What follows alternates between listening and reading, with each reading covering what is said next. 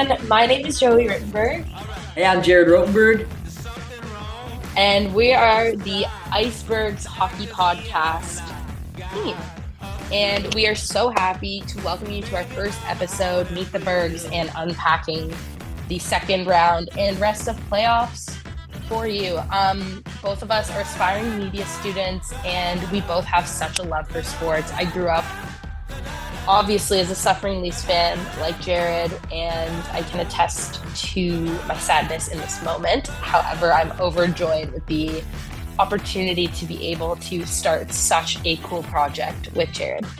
It's really going to be awesome. Today's episode is all about going through our predictions. We're going to debate. We're going to all that 9 yards. It's going to be a really fun show for you guys today. But in general, it's just so awesome to be able to talk hockey from someone who's just as passionate as I am. I mean, all my life, I've been yapping about hockey for who will ever listen. And now in this situation, we finally found someone that'll enjoy having a nice back and forth hockey conversation. It's going to be awesome. We can't wait to see where this project goes. But for now, welcome to the first episode of the IceBergs Hockey Podcast. Also, just something kind of that I think sort of the feelings are mutual, but in addition to like loving to talk about hockey, I think being able to share that love with other people is something that both of us really like to do. We both are broadcast personalities at our respective schools. I'm at Western University in London, Ontario. Jared's at Toronto Metropolitan University in downtown Toronto. And we both are media students. So this is really a field for us and a area of expertise. And we just want to not only share those experiences, but actually delve into the hockey world. And it's something that I think about probably like thousands of times in a day, now can be shared to an audience. Just a little bit of background about me. I grew up in Toronto. I'm currently 20, and I am going into my fourth year of university as an MIT student, so Media Information and Technoculture student at Western. And I also work for Mustangs TV. That is our TV broadcast station for University of Western. And I'm a play-by-play and color commentator host for the women's hockey team, and also have stepped in for the men's hockey team and various other sports, as well as being sort of a behind the scenes, doing some work with cameras, lighting, video editing, replays, etc. But I guess Jared kind of already shared, but I've just started with Bar Down actually this past week, which has been a whirlwind. Keith was fired yesterday. The office was mayhem. It was very cool to like have that news sort of broken live and seeing how they navigated that. But beyond that, it's just been an absolute pleasure to work with the team.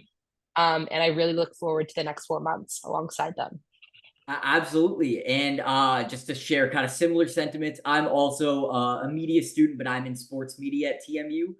Same kind of idea. I've always loved hockey. I've always grown up a massive hockey fan, even though this is something I'll bring up a lot because I played quite a bit of sports just from growing up at camp. And, I played years of hockey, but I am terribly unathletic. I mean, I've connected with sports in many ways, and none of them are my actual playing abilities. I am one of the least athletic people you'll ever see, but somehow, some way, I found my way into connecting with hockey on a deeper level just through watching and seeing the ways that it brings people together, seeing the ways that it brings communities together.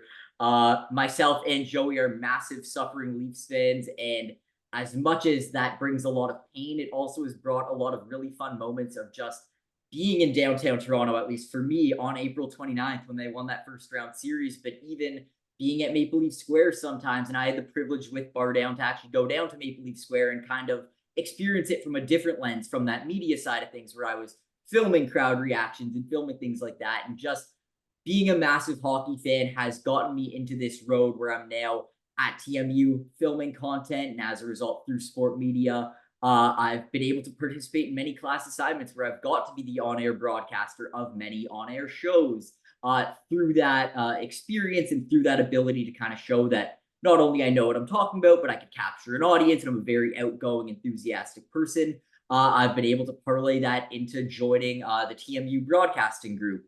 And for us with TMU, because it's a lot more student-led of a broadcast, it's not so much of a full-time position, but it's a volunteer-based position. And week after week, they'll put out kind of a call sheet for that upcoming broadcast. And I've had the privilege to try out many different times where I got to be a color commentator. I've got to be a sideline reporter. Even my summer job from last year was called the Six Hockey. It's a small GTHL broadcasting company where the whole idea was that they wanted to add commentating into broadcasts for U16 AAA. So I got to commentate a lot of games of guys who now have gone on to be drafted by OHL teams, and they're going to one day enter the NHL, and I'll be like, oh, I commentated on that kid when he was a 15-year-old kid. And in that, I tried out the role of play-by-play broadcasting, and I will say I find myself I'm a lot more of a color commentating guy. I like to, add in my 2 cents during intermission, but also during whistles, during post-goal stuff. I find when I'm constantly go, go, go, I feel like I wasn't able to bring in as much of my, time to think through and add creative thoughts, but that's me. Obviously, potentially we have a duo here with the play-by-play commentator and the color commentator over here. And I just love hockey. I love social media, very creative guy. If you read my bio that we've posted on the IceBergs on Instagram, I've explained I just love mixing my love for sports and my love for creative storytelling. I've, with my siblings, created many short films and movies that I did during COVID. So I just love creativity. I love creative storytelling. And I feel like all of that has just made me want to chase this dream and chase this passion of telling stories about sports. So I am so happy to be doing this here today. As you can see already, I just love talking sports. I love talking hockey. Yeah, for sure. So today we kind of wanted the podcast to be a meet the Bergs kind of moment, and then sort of jumping into unpacking some predictions for round two of the Stanley Cup playoffs. So much has happened. The playoffs literally started, I think, 3 weeks ago, and already we've seen, and like maybe this is what I say every year. So this may be a blanket statement, but I genuinely think this is one of the best years of playoff hockey we've seen. Like it has been so exciting, and the physicality and the talent, the young talent, the veterans, like it's been incredible. I mean, I think in addition to that, the fact that I'm now starting in this role and have had the privilege of sort of looking at hockey from a broadcaster's lens, I pay a lot more attention to actual games when I'm watching them. But it's just I'm so excited to get started talking about these rounds, and throughout we'll weave in some round one narratives, and I'm sure some other things will come up. But all right, let's I think we should just dive right into this. Absolutely. I can't wait, Joey. I mean, for starters, I just want to say one thing about like it being like the best playoffs ever. I mean, I totally agree. I think at least from the second round onwards, it's been so intense. Because the one thing I'll say about the first round is it was definitely very favorites heavy. Like I find in usual years there's at least one or two major upsets. We didn't really see that much this year. I mean, the only lower seed team that moved on was Colorado, and how can you look at the Stanley Cup champions of 2 years ago as an underdog? So it's a very favorites heavy year, but as much as that makes for a little bit, I won't even say less entertaining first round, but it just makes for more predictable first round. What that's given us is, I'd say, way more competitive second round, and surely moving on to the third round and the Stanley Cup finals, it'll mean it'll be two teams that everyone believed are the best of the best. It won't be any surprise team. It won't be any crazy underdog that makes it on a run. If you're making the Stanley Cup finals in this year with, I'd say, 8 of the best teams moving on to that second round, you have to really fight for it and earn it. And I think that's just what makes it so much more exciting this year when looking at years past. But years past have been great too, with having some of those surprise runs. This year, though, it's really going to be the battle of who is the best of the best. With that being said, Joey, let's really get into it. As you mentioned, we want to dive into, predictions, because at the end of the day, we could all give analysis for what's come before. We've obviously seen one full round of the playoffs. We're going to eventually do a podcast, probably even later today, where we break down the entirety of the disaster that was the Toronto Maple Leafs postseason run, with a mix of bad luck and bad play. We'll get there shortly.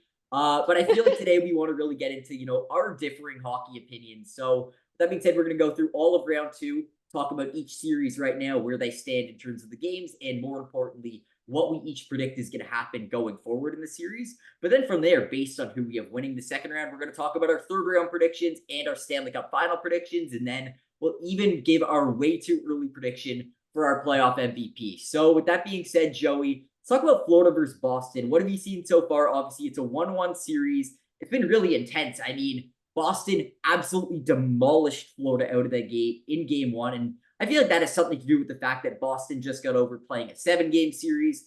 Florida's been resting at home in the sunshine a little bit after beating Tampa Bay in 5. So Boston roared out of the gate with a 5-1 victory, but then Florida clapped right back with a 6-1 win in game 2. So 1-1 series right now. I want you to tell me what you've seen so far in the series, what you've liked so far in the series, and then give me your prediction for what you think is going to end up happening.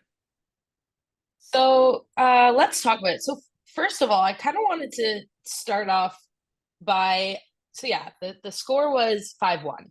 That's not like, oh, it was close or it was mildly close.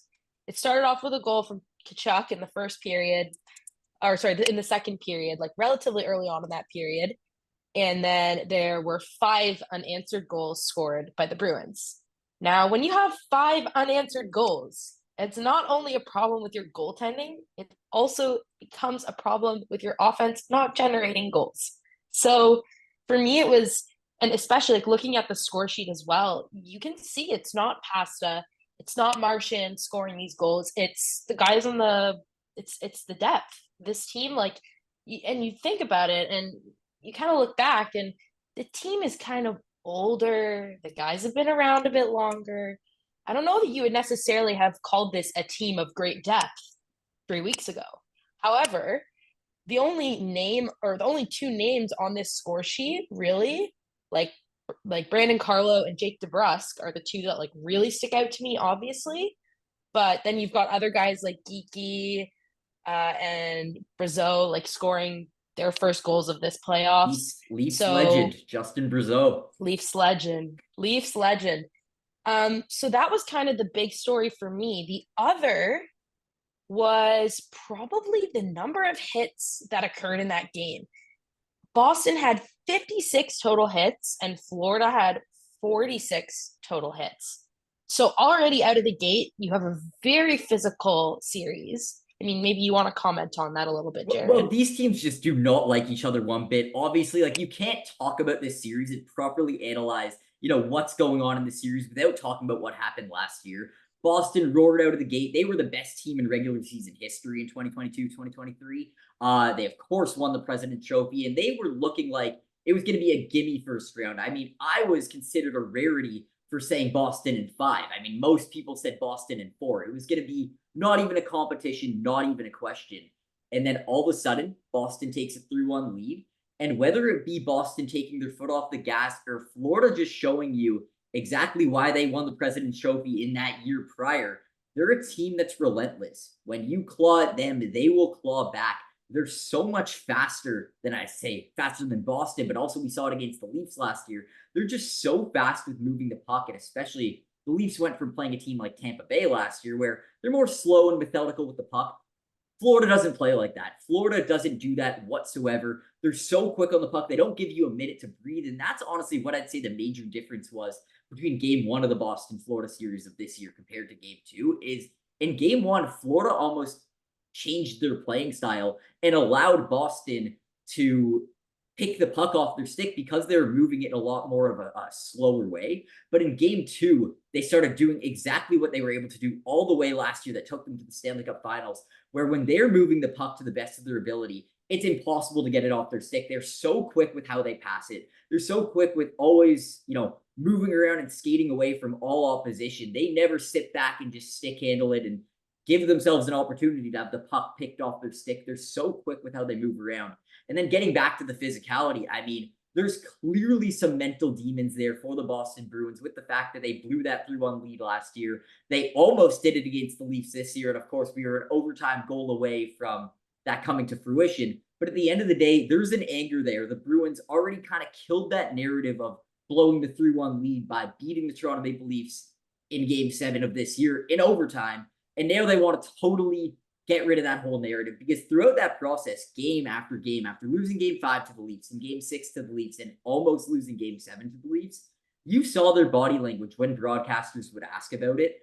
They were being asked, does this remind you at all of last year? And even though the players would say no, you saw in their body language that that wasn't true. They were getting flashbacks to last year, and you see they want to put an end to that narrative. The Bruins are playing pissed off, but Florida also wants to prove that last year was no fluke. Last year was no gimme. They want to prove that they are better than the Bruins by every single metric. And to be totally honest, even though I did not like the way the Panthers played game one, when I'd say they played to the best of their ability in game two, when they played with speed, when they played in a manner that the Bruins just couldn't catch up with or keep up with, I would say the Panthers showed they are the better team and they should be a favorite to win this series. But at the end of the day, it's going to be a battle of physicality. Both of these teams are really, I wouldn't even say physical. Both these teams are dirty at times. I mean, you see it with both of them. They play dirty. They have dirty players. They have certainly rat-like players, looking at Nick Cousins on one end and Brad Marchand on the other.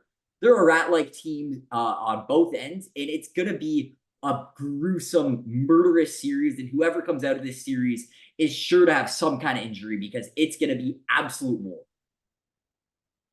So then we move to game two, which was 2 nights ago. So it was, I believe, Wednesday evening. And we had the narrative flip completely. And Charlie Coyle opens the scoring in the first period. And Florida then scores 6 unanswered goals for the rest of the game. Sam Reinhart, 4 assists on the night. Barkov with 2 goals. You know, their big guns came in a blazing, and their big guns really stepped up to the plate that night. And I think that that is very telling, that when you have the people on your team who you sign for X amount of money, expect to be good in the playoffs, take you deep in the playoffs, and they show up, that's when you get a result as good as they had. And in addition to that, I think Bobrovsky also stepped up to the plate. I think that in game one, he wasn't really playing as himself. I think we know that he's won the Vezina. He's a very talented goaltender.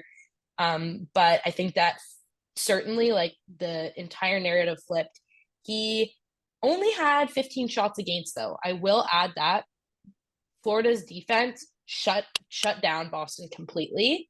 And I'll add that that's something they And he didn't just, do in game one. Like Florida, I don't think played well yeah, enough defensively whatsoever in game one. no, And that's the no issue way. where I find it hard to just purely blame Bobrovsky because I don't think Florida played in the same manner that they showed in round one, in the same manner they showed throughout the regular season, and in the same manner they played with last year in the playoffs to get to the Stanley Cup final. They established themselves as a really quick moving team. They'll never sit back and allow a team to chase them. They're always the team that's doing the doing the chasing. They really don't give you an inch.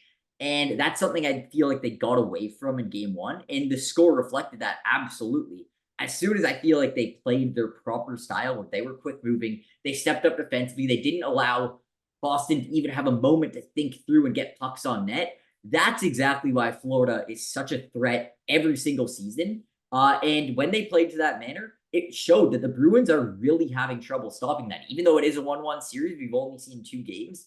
As soon as Florida played to their proper playing style, Boston just simply had no chance, at least in that game. And we'll see where the series goes moving forward. But it's going to be really hard for Boston to shut down Florida when they play in that manner. So good defensively, so good at ragging the puck. And it's really hard for the Bruins to stop.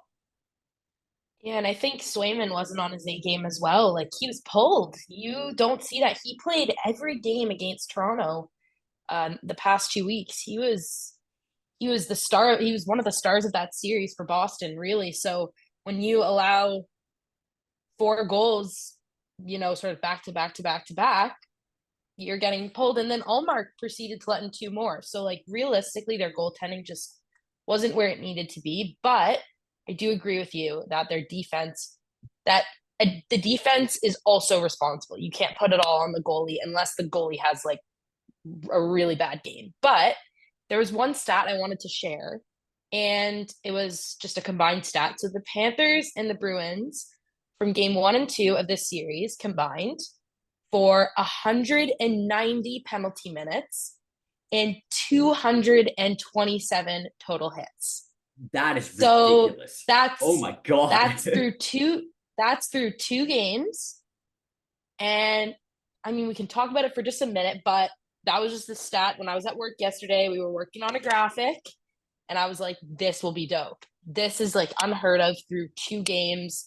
you haven't even had that shift of moving from Amarant Bank, like the arena in Florida, to TD Garden. Like you haven't even gone to a well-known hockey city that also is like extremely loud within the arena and have the most crazy cutthroat fans in the entire league. So my point being that, and you can kind of add to it, but like 227 hits It's in two ridiculous. games. That's like, It goes back to the point these teams hate each other. They absolutely hate each other. And I think, to be honest, Florida does not like the fact that there's now a competition about who's the best team in the Atlantic. And for Boston, they don't like the fact that Florida got their number last year. Like Boston was expected to go through the playoffs last year and dominate. They were supposed to win the Stanley Cup in 15 games. You need 16 games to win. They were going to do it in one less because they were actually going to beat Florida in 3. Like it was actually supposed to be pure, utter domination. And again, like I had Boston winning that series in 5. I know a lot of people that had Boston winning in 4, but Florida showed that they will claw back no matter what you throw at them. And it's something that we didn't really see in the playoffs. Sorry, in the regular season leading up to the playoffs last year. It was almost like it took them that extra week leading into the playoffs to even get themselves into a playoff spot because they were not supposed to make the playoffs. It was supposed to be Pittsburgh that made it last year. Then Pittsburgh choked a bunch of games to Chicago. That's how Florida fluked in. Like you know the whole story. But point being, Florida came into the playoffs last year. They were already playing an extra week of playoff hockey before to even get in. They were clearly mentally dialed in and ready to go. They proved the entire world's wrong with the way they beat Boston, and Boston evidently is not over it no matter what they say. They could say they're fine all they want, but they are not so fine. They clearly are still thinking about it. And there's an anger in this series that I'm here for it. I absolutely love it. I love the way these two teams are playing because they're so pissed off at each other. They hate each other. One team wants revenge from last year. The other wants to prove, nah, it's the rightful result. We're going to beat you again. Like, no matter what happens in this series, it was always going to be fireworks. And I feel like we're seeing the entire festival right now. There's fireworks left, right, and center. It's a war zone right now, and I love it. and the Pasta Kachuk fight was, I mean, I was editing a video for it yesterday, so I kind of watched it on replay for like half an hour. And then we were Ridiculous. watching the post game, or sorry, the like the press conferences from the next day come through, and it was very funny. You're like, Chuck's going, we didn't come out here to play patty cake. We came out here to, sort of battle and fight, and you're getting passed on the other end. I can't really comment on that. I'm not really a fighter. I didn't really want to go, but he said he wanted to go right now, so I did. Like it's That's the hilarious. Like biggest it's load of crap I've ever heard though. Because I was watching the game, so I was clipping that game for Bardale. Like I was on the night shift and I was watching that game. You could literally see Pasternak talking to Jim Montgomery, like talking to the head coach, going, "Oh yeah, I want to go. I want to go." He literally said, "You know what that reminds me of? You know the Logan Paul clip where it's like leading up to that fight, he's like, yeah, I'm a fighter. I'm gonna kick your ass." And then at the very end, he's like, "I was never a fighter. I never claimed to be a fighter." That's literally the same energy there. He wanted that fight so evidently. Obviously, Matthew Tkachuk is a rat. Matthew Tkachuk gets in people's faces and does his whole thing. But at the end of the day, Pasternak literally was telling the coach, "Put me on the ice. I want to kick his ass." And that's exactly, well, he didn't kick his ass, but like they got in a fight, they got in a tussle. So to say he didn't want that fight is absolutely ridiculous. But say what you want, Pasta. We believe you. and we believe you. And just to wrap up, who is the bigger rat, Brad Marchand or Matthew Tkachuk?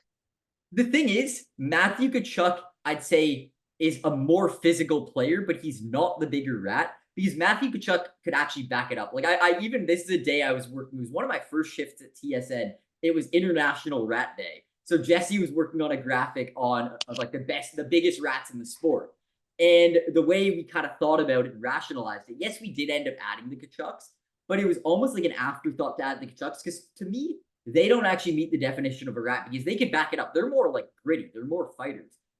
Brad Marchand doesn't do the fighting himself. He like smacks people's sticks at a face-off dot. He slew foots people. Like he takes cheap shots. So to me, Brad Marchand is, I'd say, the league's biggest rat just purely because he isn't a big fighter. He's not a big guy. Like he's what, 5'8" maybe. He's probably not that much taller than me. But at the end of the day, he's just rat-like. He gets in people's grills. He pisses people off. He licks people. Like he does the more The rat-like thing. lick. The lick is too good. That was my when I so I got nervous and I think I'm gonna change it back. But when I got added to all the group chats for work, at Bar Down. My profile photo, I made it the photo of Marchand licking Leo Komarov in I think it was in the playoffs one year. Yeah, that was in the Um, playoffs. But somehow yeah, he wasn't suspended for that, but Kadri was suspended that year. If I'm not mistaken, I think it was the year Kadri I got think it suspended. was either 2018 or 2019. I It can't was remember. the It was first times we played the Bruins with this core. yeah, so it was 2018. And it's moments like those, and now you're legitimately seeing I think it was Montour. Wasn't it Montour go and just give a big, just stick out his tongue in the middle of the ice, you know? Like it's kind of funny though that they throw rats at the end of the game, in my opinion. I think it's very funny. Both teams have some rats. I'm not gonna They lie. have some rat act. It's a rat filled series. It's But to answer your question, Marchand is easily the biggest rat because at the very least, if I'm comparing the two, Kachuk could back it up. He has some bark, but he also has some bite. Like I Brad like Marchand him. doesn't really. I'm a fan. I really don't like I'm a fan of Brady. his skill. I'm absolutely a I fan of his. don't Brady bothers me. Brady's very talented. He also plays for Ottawa, so like not really our rival, but like meh, it's always It's not a rival right now Ontario. because it's Battle of currently not a battle of Ontario. Ontario. But like it will be a battle of Ontario as soon as Ottawa's good, which like to be honest was expected to be 3 years ago. So I don't really know what the holdup is in Ottawa. But anyways, Ottawa's like catching strays right now. But they're a good team. I agree. I like both of them to be honest. I think the league needs more Kachucks. Like when they're talking about doing Yeah. that Amazon documentary, like they're doing an Amazon documentary on many players.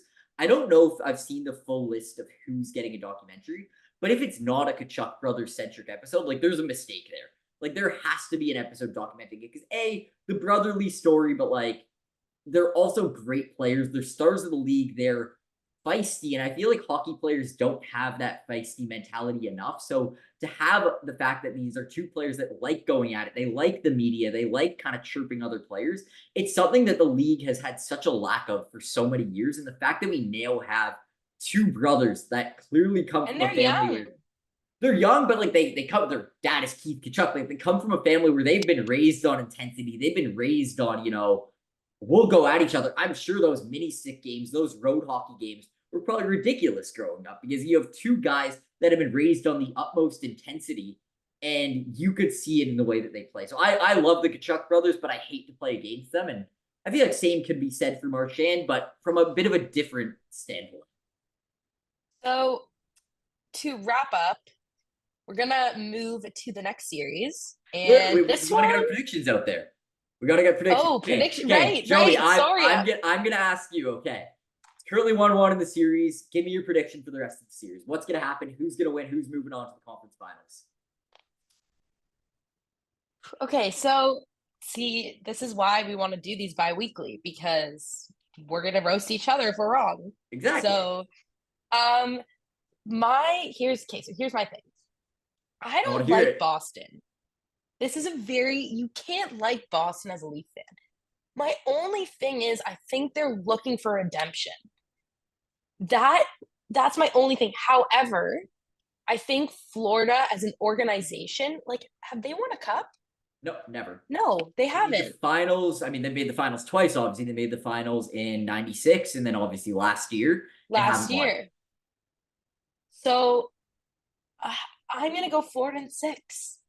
I thought you were going Boston, and I was ready to absolutely, tear the walls off because I think No, If Florida plays their game, there is no way that they should lose this series. I agree with the redemption arc. Like I agree with Boston is going to play hard, and that's why, like skill wise, I mean, realistically, it should be almost the reverse of last year. It should be Florida in three. If you would just want to compare like a roster comparison, in terms of how much more offensive depth Florida has this year, in terms of, I mean, Boston is still probably better defensively, and in net, there's a comparison because Swayman's playing really well. But that offensive depth difference, like Florida's night and day, they should win the series. But Boston's ability, I mean, they've already been able to steal one just based on their physicality and their anger. I think they'll be able to steal another probably at home.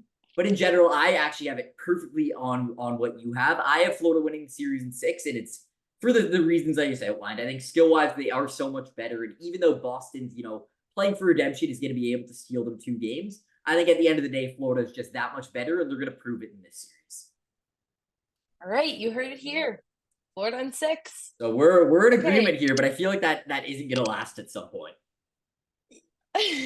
Okay, so the next series, yeesh, there's a lot to talk about, but at the same time, there's very little.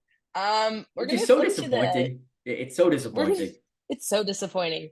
Rod Brindamore though for head I mean, coach is I'm definitely just saying, if they end up getting bounced round one and Rangers in Brindamore wants four. Rangers in four. more So for Brindamore.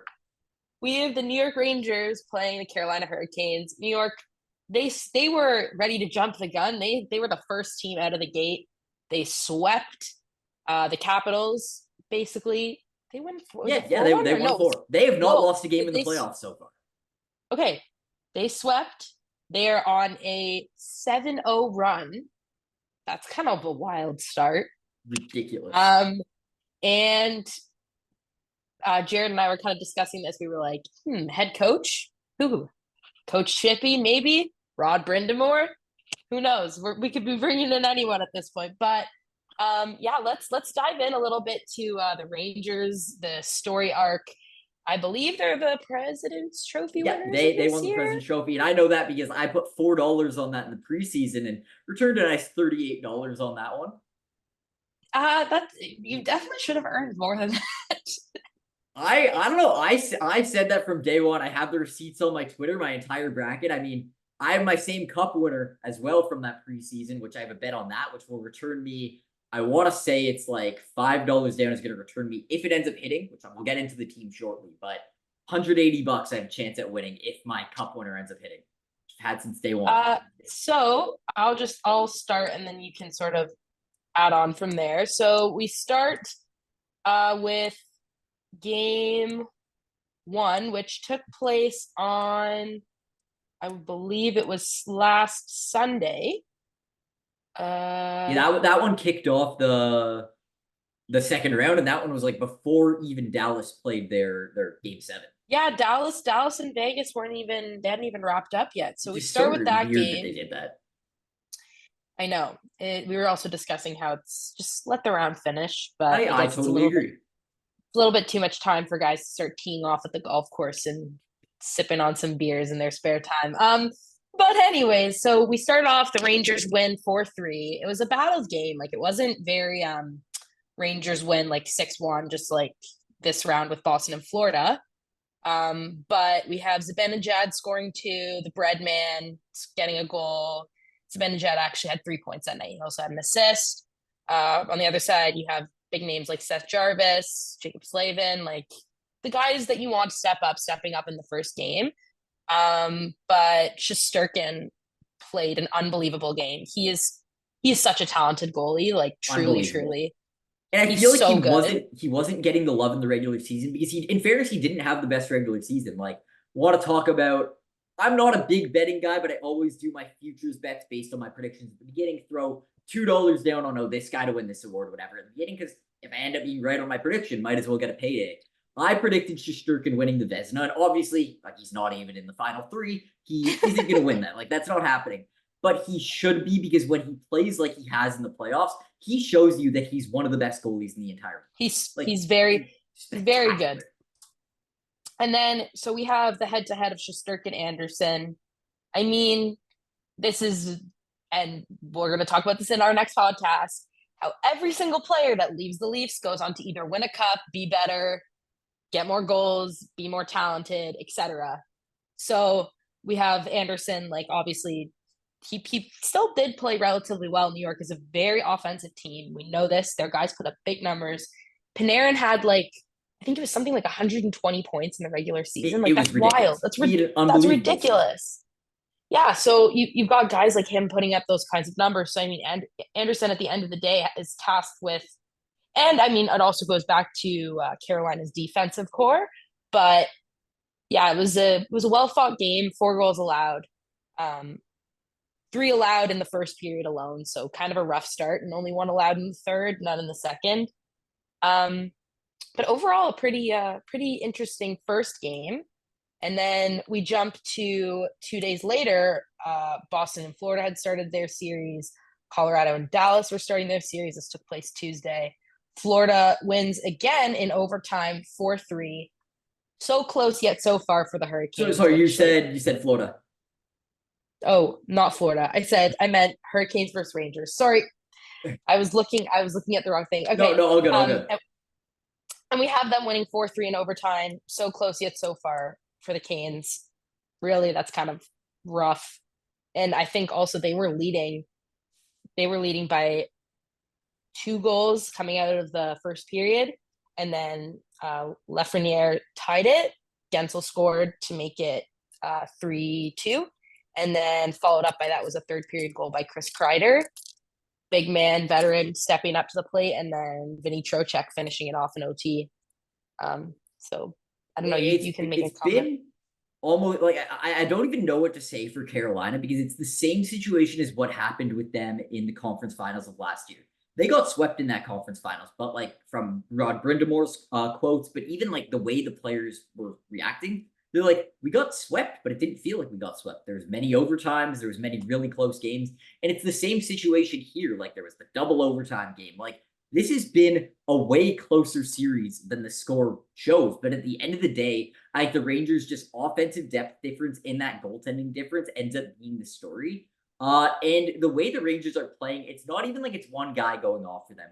They are scoring by total committee from top to bottom of their lineup. Everyone is stepping up, but it's the guys that are paid the big bucks. And not only that, but it's the guys that have the expectation. I mean, Alexi Lafreniere was drafted in 2020 first overall and had mountainous expectations. It obviously has to do with he played on the same CHL team that Sidney Crosby played on, the Rimouski Oceanic. So obviously there's big expectations tied to him. He was also really good on Team Canada, so there was a lot of stuff tied to him. He was supposed to be this new Canadian great, and he never lived up to that expectation. Well, way to show up and finally prove that you were worth all that hype and expectation, because finally, a couple years after being drafted, he now is tied for third on the Rangers in scoring in the playoffs with 9 points. Like he's been unbelievable so far, and that's 9 points in only 7 games. They have not had any long, lengthy series.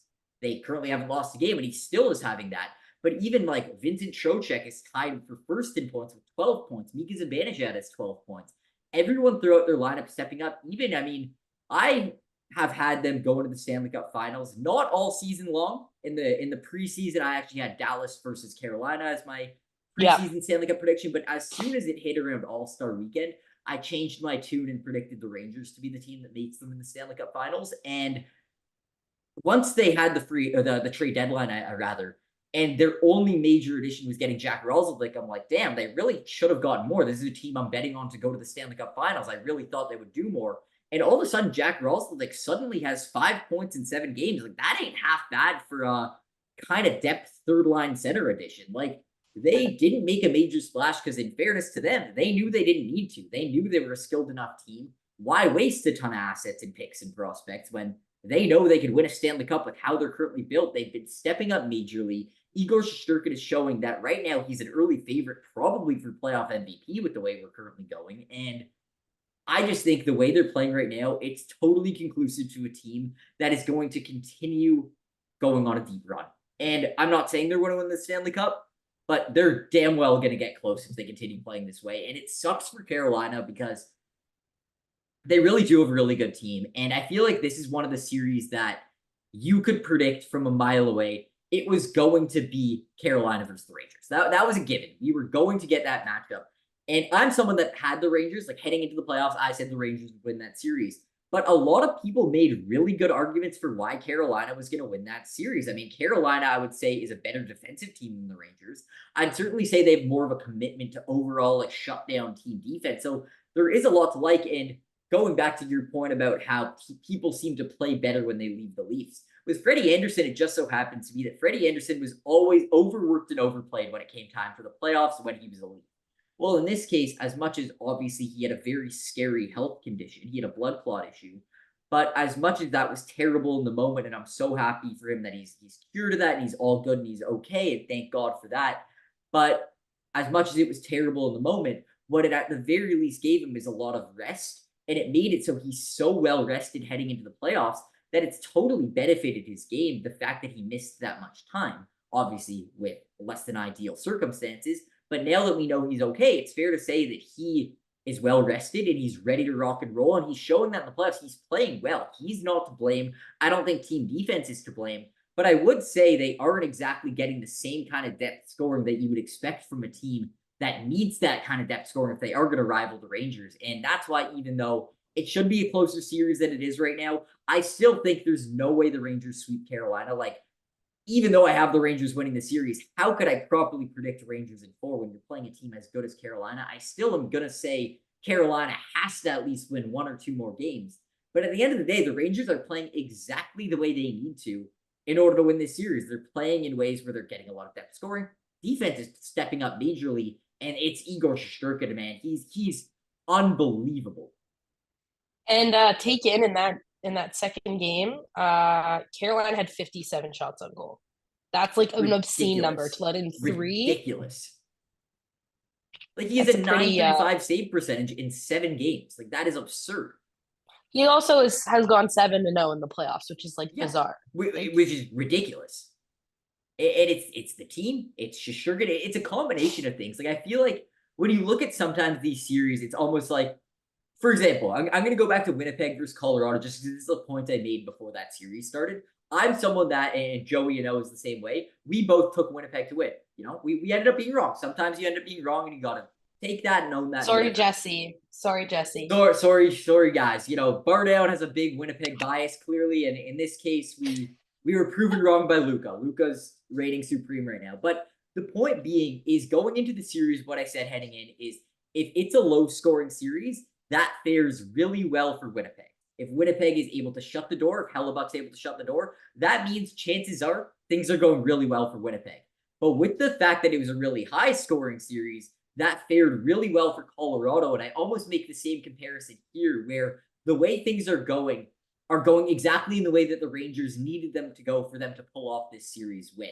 They needed scoring from everyone. They need Shesterkin to shut the door, and they needed their defensive core to really step up and rival. I would say, besides Colorado, Carolina probably is the second best defensive core in the entire league. So New York needed their defensive core to step up and rival that defensive core on Carolina, and it's done that tenfold. So everything that could go right for the Rangers has gone right so far, and that's why we're in the current situation we're in. So then we moved to game three, which was last night. It was actually a pretty interesting game. And Jared and I have been really talking about this narrative in the second round where it's been a team leading, another team plays catch up, it goes to overtime, there's an upset, or where it's just like very close down to the wire. And I'm so eager to get to that end. I'm so eager to get to that Vancouver Edmonton series, and we will, because that first game was nuts. But yeah, we arrive at game three last night. Obviously, the Rangers win it against the Canes in OT 3-2. Shesterkin once again steps up. Anderson out of net, so just a little like change there. Gensel opens up the scoring, so it's looking good for the Hurricanes so far.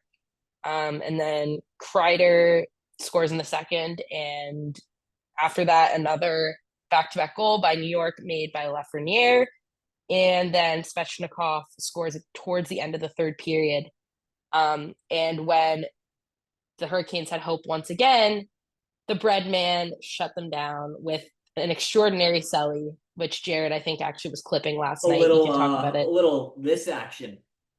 He had like a little nice high kick. That was like a really absurd celly, but valid because he just put his team up 3-0. That's his thing. He does that quite a bit. Honestly, something you should think about doing for Roten is like almost like a compilation of every single time he's done that. Put it to like ballerina music and just every like on beat, da, da, da, da, da, da, da, and then every time he kicks up, like he always does it. It's one of the coolest cellies ever.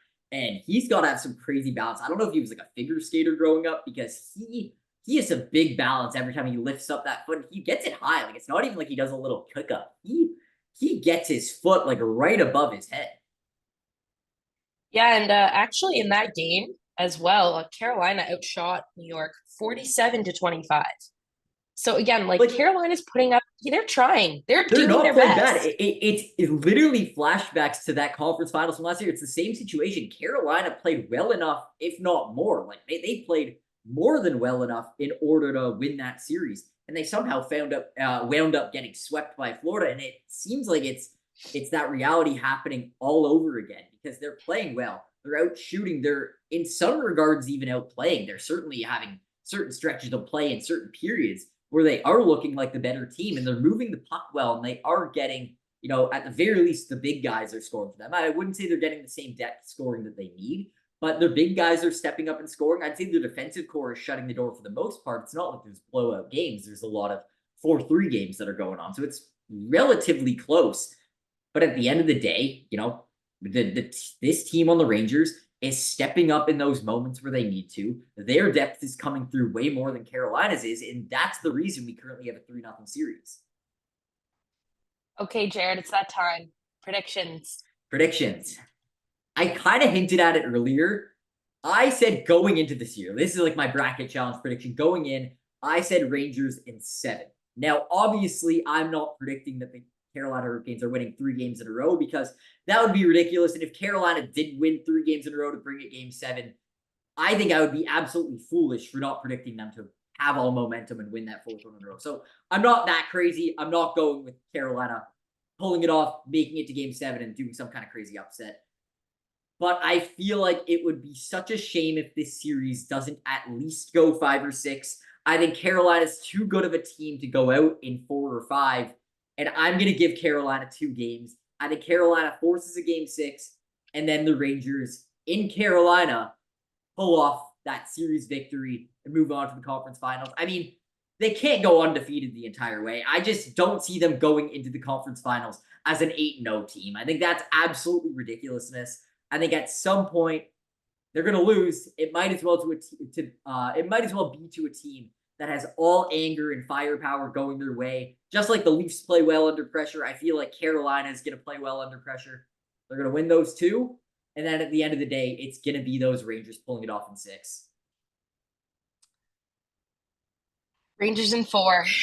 Rangers in 4. You have them going 4-0. Sorry, 8-0 going into the conference finals, but like 4-0 and 4-0. I just think the storyline's so cool. I think it's over. I think I it's want to over. think of I the think last time that's happened. Like, when's the last time that's happened in sports? I know, like, must be Golden State, no? to go 8-0. To go, like, well, to go, like, to win your first 2 rounds in sweeps.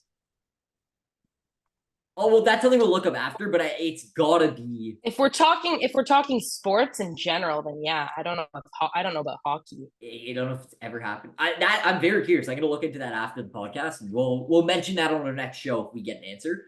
I respect it. Like, really, the way they're playing, I agree with you. I see no reason why they should lose 2 in a row because they are playing perfect hockey. It's just, I have so much respect for Carolina as a team. I think they're so well built. I've had them as like my team that's going to win the Stanley Cup so many years in a row. And it pains me the fact that they have to go up against New York because they've had kind of a curse forming where they've gotten out in the second round so many years. And it shouldn't be the case. They're so well built, and I'd love for them to go on a run. They're a great team, but they're not good enough to come back from 3-0 down, especially against a team like the Rangers. So I like the Rangers in 6. I respect your Rangers in 4, though, because realistically, I mean, you're making a lot more to give you credit, you're making a lot more of a prediction based on what you've seen. With the way we've seen things go, it should be Rangers in 4. I'm just going back to the regular season and going, Carolina's too good of a team. They have to put up a fight at some point, and it might as well be when they're kind of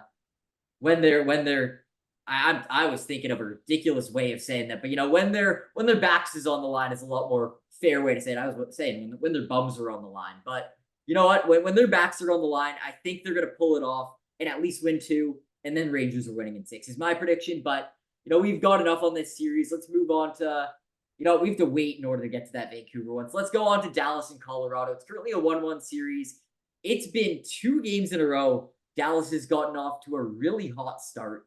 In that first game, they were up 3-0 in the series. Sorry, 3-0 in the game, and ended up blowing that one in overtime. And then the second game, it was kind of a similar situation where Dallas went up big. Colorado crawled back at the very end, brought it to a 1-goal game. And then at the end of the day, Dallas got that, insurance marker. They got that empty net goal and ended up tying the series up 1-1. But this has been a battle, and I think Colorado is playing the exact same way that they need to play in order to continue winning. If they are getting shut down and having these low-scoring games, it's a similar situation where it fares well for Dallas. But right now, Colorado's speed is showing that it is a challenge for Colorado, and the fact that no matter what lead Dallas gets up to, Colorado is always able to crawl back. As someone that has had Dallas winning the Stanley Cup in the past, and I've predicted that going forward a large way into the playoffs, it's kind of a scary reality that Colorado is never out of a game. So I want to hear your thoughts on this series so far. Particularly, we'll go game by game. And then I want to hear your thoughts on what's going to happen the rest of the way. Okay, so we start off with game one. As Jared mentioned, Colorado takes it in overtime, winning 4-3. Just quickly, like I think a really big point of this series, kind of the pinnacle of this series, beyond the narrative of Stanley Cup champions from 2022. I think you have Georgiev and Ottinger, and they are fantastic goaltenders. You have the battle of some of the best goalies in the league, young and Really? like just. I'm not a big Georgiev guy. I'm not. I'm more of an Ottinger gal, to be I honest. Like well, I have an. I'll show you this after. I have an AI graphic made of Ottinger of like an actual like sea otter lifting the Conn Smythe Trophy, because that was like my going into the playoffs. I was like, if Dallas is gonna win the cup, Ottinger will have to be the guy. But Georgiev, I'll give you, is playing really well. But I actually still think goaltending is a weak link for Colorado, and we'll get there shortly. But I think Dallas definitely still has the advantage in that because I'm not a big. playoff pressure, playoff pressure wise though, I will say the goaltending has been like very vital at least. I think Absolutely. also like Colorado has the offense as well. We'll get into that a little later. So we start off. Dallas comes out with a bang, scores 3 unanswered goals in the first period. Not a great look for Georgiev, as we know. Then Colorado proceeds to score 4 unanswered goals, 2 in the second, 1 in the third. Makar, McKinnon, Nichushkin, like big names. I love McKinnon and Makar. Like they're I, really good. They're I so think McKinnon's my talented. Like favorite non-Leaf. Like, he's my favorite player I'm in the league for upset. non-Leafs. What McKinnon? What did he get left out of? It was for an award, and I was really upset. No, I think it's just that he's against Cooch and McDavid, and I want him to win so bad because both of those guys have had their time, and he was so outstanding this season when he went on that point run midway through. I think it was may have been right before or after the All Star break. It, I it don't was know. He around is that so midpoint in the talented. season. Yeah, so we have that, and then finishing off, we had Miles Wood just coming in and scoring the OT winner on passes from Cogliano and Gerard. So, yeah, a good game. Uh, I think it was a total of 66 hits combined between both teams. So, not as physical, obviously, as the Boston Florida series, but still pretty good. Yeah, that game I did actually watch the end. The goal is decent, but again, you have the Colorado basically clawing their way back in to ensure a win. And I think that at this stage of the playoffs, like once you get into it, the guys get a bit more tired.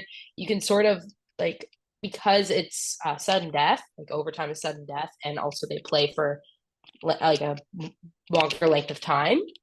I think that it really just comes down to like just getting a goal. Like you have to. You don't have a choice because then if you don't and the other team does, it's over.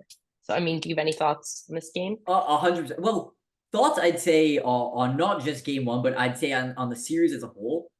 They are, no matter what happens in the series, they are making Dallas sweat for it. Like they are absolutely giving them nightmares because at this point, I mean, what more could Dallas do in order to like mentally give them that confidence to feel like they have a game in the bag? They've been up 4-1 and they've made it way closer than it needs to be. That was in game two. But then in game one, they were up 3-0 and ended up blowing it. Like at some point, it's almost going to start feeling like for Dallas, no matter what they do, no matter what lead they get up to, no matter how they play.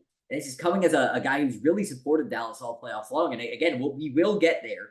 And I'm not off the Dallas train by any means, but Colorado is making them sweat for it. And it's just such a terrifying reality. No matter what lead you get up to, you are staring down that Colorado Avalanche logo, knowing that no matter how well we play, they are always capable of like flipping that switch and turning it on, whether it's final 10 minutes, final 5 minutes, it doesn't matter. They are never out of a game, and that's so terrifying. And it all comes down to, I'd say, even the depth scoring on both sides. Like, I'll get into the depth scoring on Dallas as well, because that has been something that is really good for them.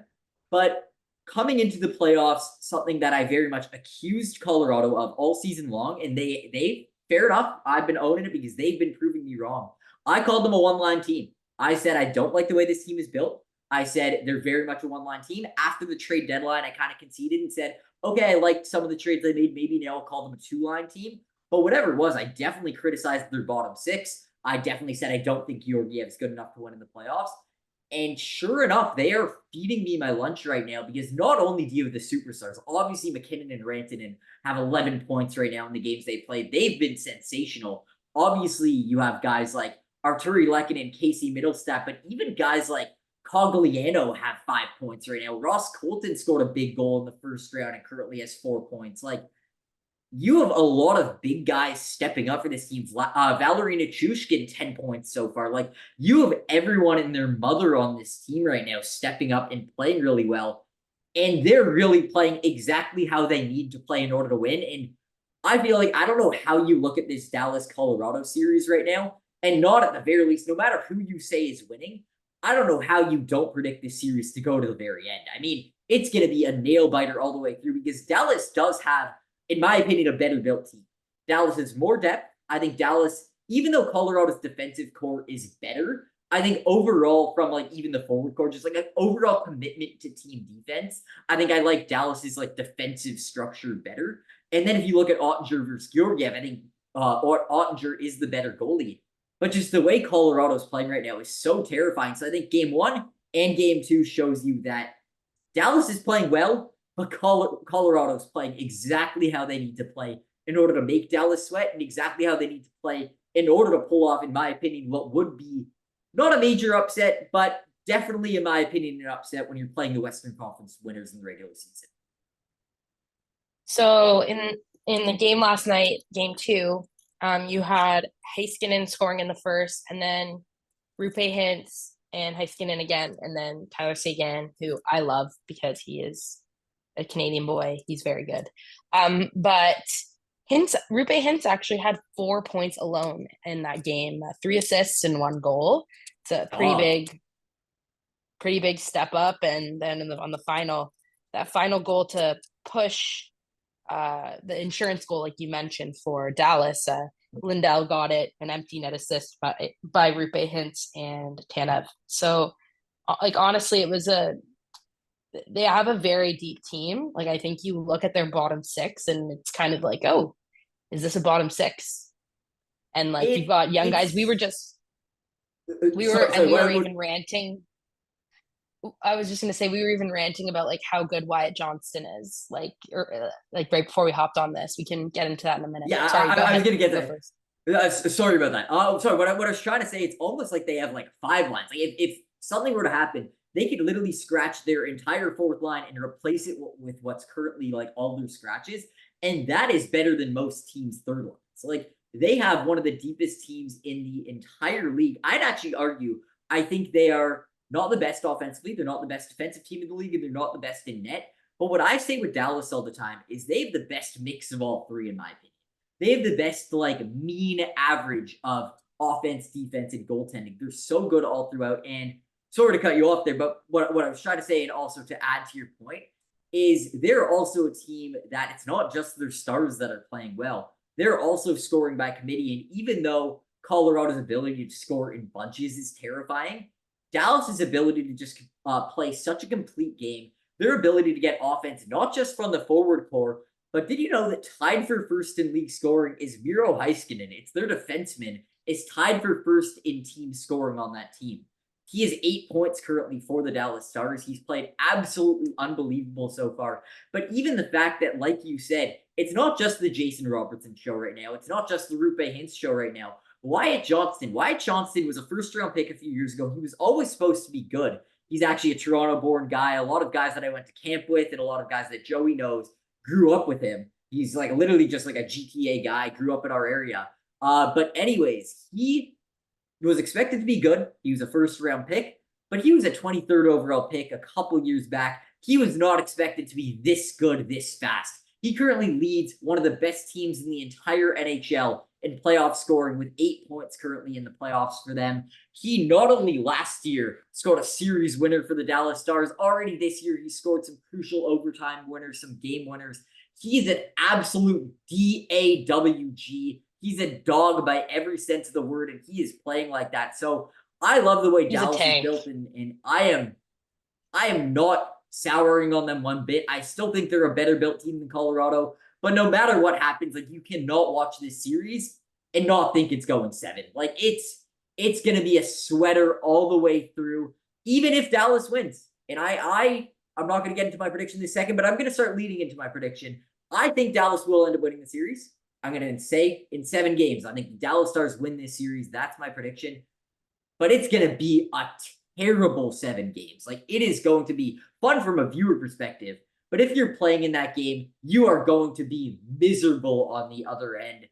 And that's why, honestly, I think the winner of this series is going to mop the floor with the winner of Edmonton Vancouver, in my opinion, because I think this is going to be so much more of a battle. And I think it's just going to be night and day compared to what the challenge that Vancouver or Edmonton is going to present in the third round. So I'm going Dallas Stars in 7, but what do you think is going to happen in this series? I'm gonna go Dallas in 6 or 7. I think most likely 7, but it's possible 6 if Colorado gets tired or someone gets hurt.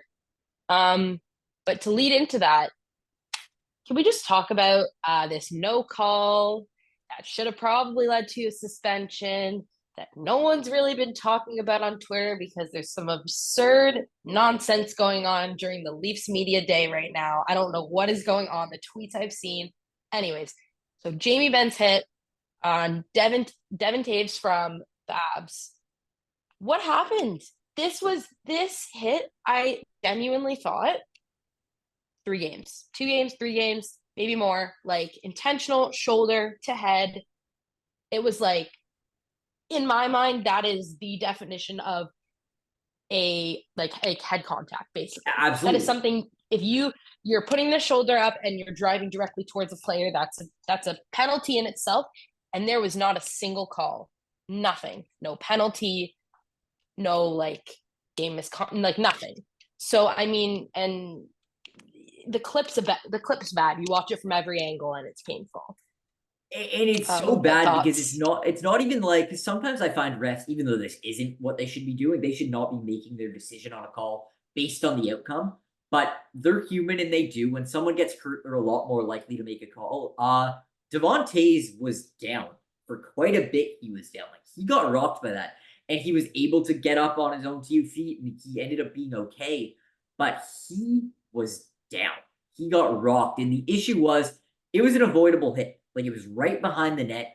And Jamie Benn, I'm not going to say he skated in flying elbow, but he pulled up a little bit, very close to where Devontae's was. He knew what he was doing, and no matter what, I'm not going to claim he aimed for the head because I can't judge intent. You never know. He's going to deny and whatever. That's still to be seen. But what I can say as a viewer watching that, it definitely looked like he at the very least knew he was hitting that upper half of the body.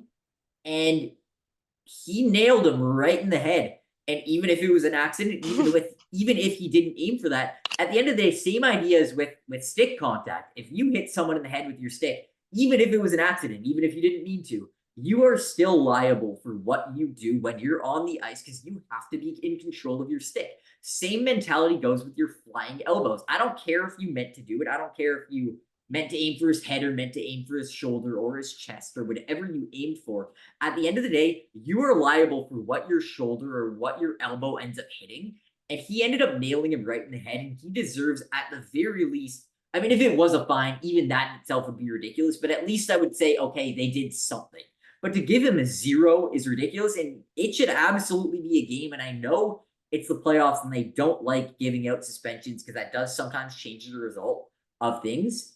But at the end of the day, you do something stupid like that, you deserve a call. And that's sometimes where I find Department of Player Safety gets to kind of operate by their own guidelines and operate on their own, yeah, it's the playoffs, so we operate on a different rule book. That's not how it should be. There are rules in the regular season for a reason. There are rules for safety. If you nail someone in the head, you deserve to bite the bullet for that. So I totally agree with you. That was absolutely ridiculous from a player that, I mean, I think Jamie Benn's a good player, but he's another guy that's kind of a rat. He's kind of dirty. I mean, he had a few, it was last year, nailed Austin Matthews with that cross check to the spine. Like, he plays with a flair, he Yeah. plays dirty. And at some point, he needs to get a call for that because that's absolutely ridiculous now. And that's two things off the top of my head that I can think of from this player where Jamie Benn done something really dirty and not gotten a call for it. It's just absurd that they didn't do anything. It's and fine. Like we're talking not even fines. We're not even talking suspensions. Stick him in the box for 2 minutes. Stick him in the box for four Fair, minutes. Like fair.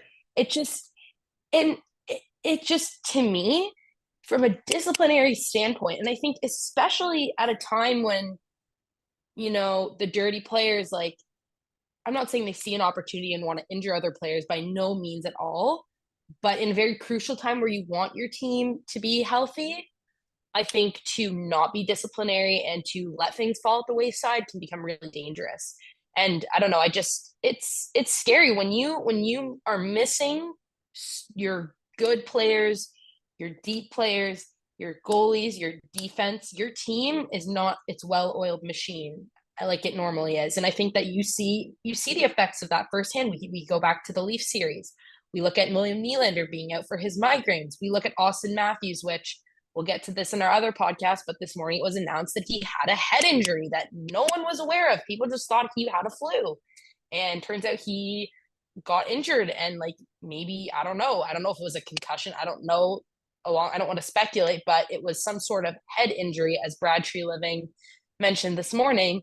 And you see how like Bobby McMahon, MCL sprain on his knee. Joseph Wall out in game 7. He went back to back with wins in 5 and 6. Like you see how much it disrupts the cycle and the success of a team when someone gets injured. And I think that those kinds of plays where players there's no accountability and they can just walk off the ice and do what they want. Like by then, Ben is also like he's a seasoned player.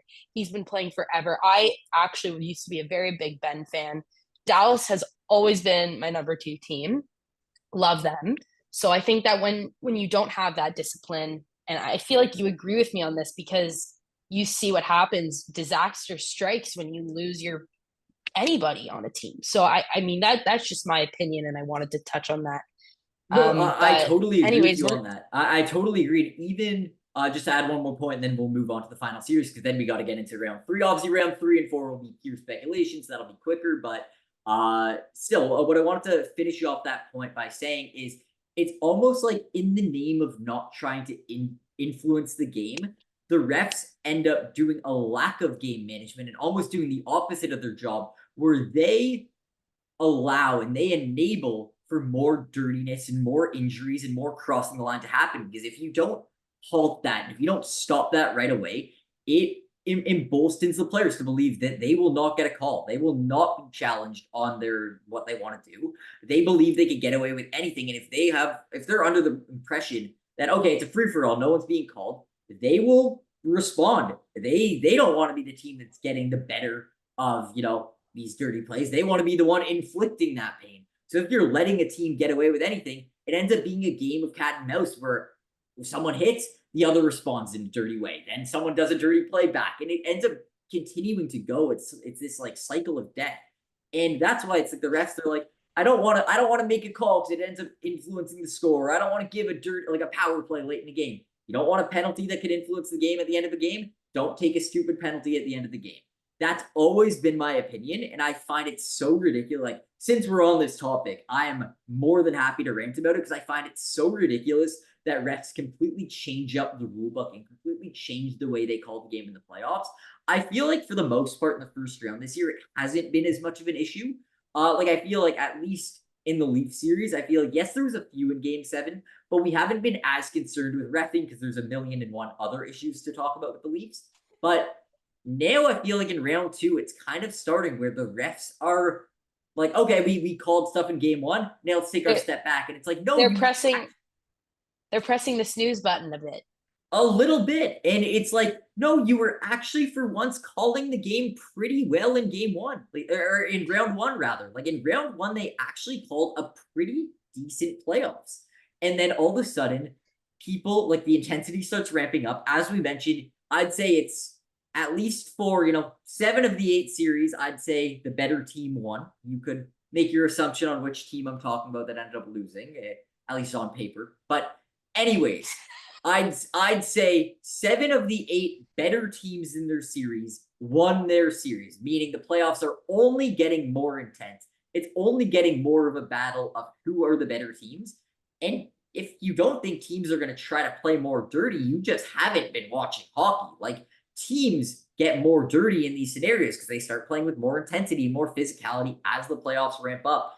And if the refs' response to that is only getting looser with their calls, they are asking for a major issue, and it's only going to continue to have these major hits that lead to injuries. And God forbid, but this is how major injuries happen. And knock on wood, but this is how bad stuff happens. And I don't get why the ref's response to these bad things happening is, okay, I'm just going to call less. Like, you're totally, making your bed. You're making a bed, and now you're sleeping in these injuries.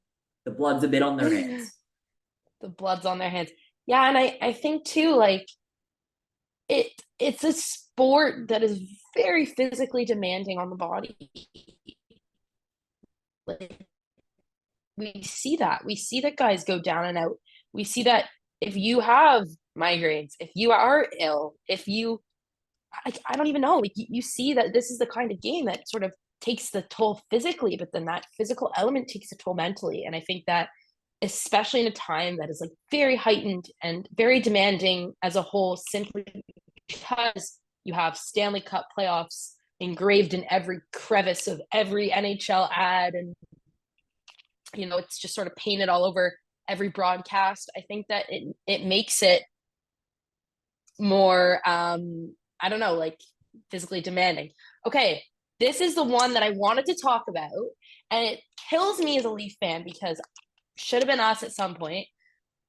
The Battle of Canada, currently the last 2 Canadian teams standing. We have the Vancouver Canucks, the Edmonton Oilers. We only have one game to unpack, but that one game was so interesting that I'm sure we'll be able to yap about it. Oh, believe me, we will. Vancouver takes a lead in the series. Very interesting game. It's a funny story, actually. Jared wasn't even he watched a little bit, had a bit of a night shift. Did he cover the Boston Florida game? So I covered the Boston Florida series, but the issue was, so usually when I work night shifts, it's 6 p.m. to 2 a.m. So it's a crazy late shift. For once, my schedule changed where I actually had the 3 p.m. to 11 p.m. shift.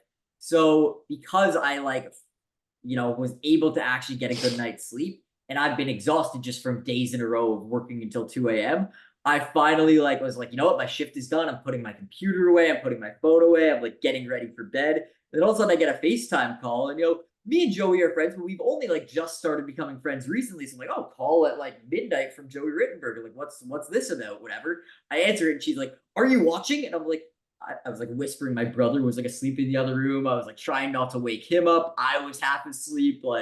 She's like, you have to turn on this game. I'm like, what? And I grabbed my computer, and I'm like, oh my God, when I went to bed, but when I got into bed, it was 4-1 Edmonton. And I come back and it's a tie game, and I'm like, what the hell is going on? It was absolutely insane.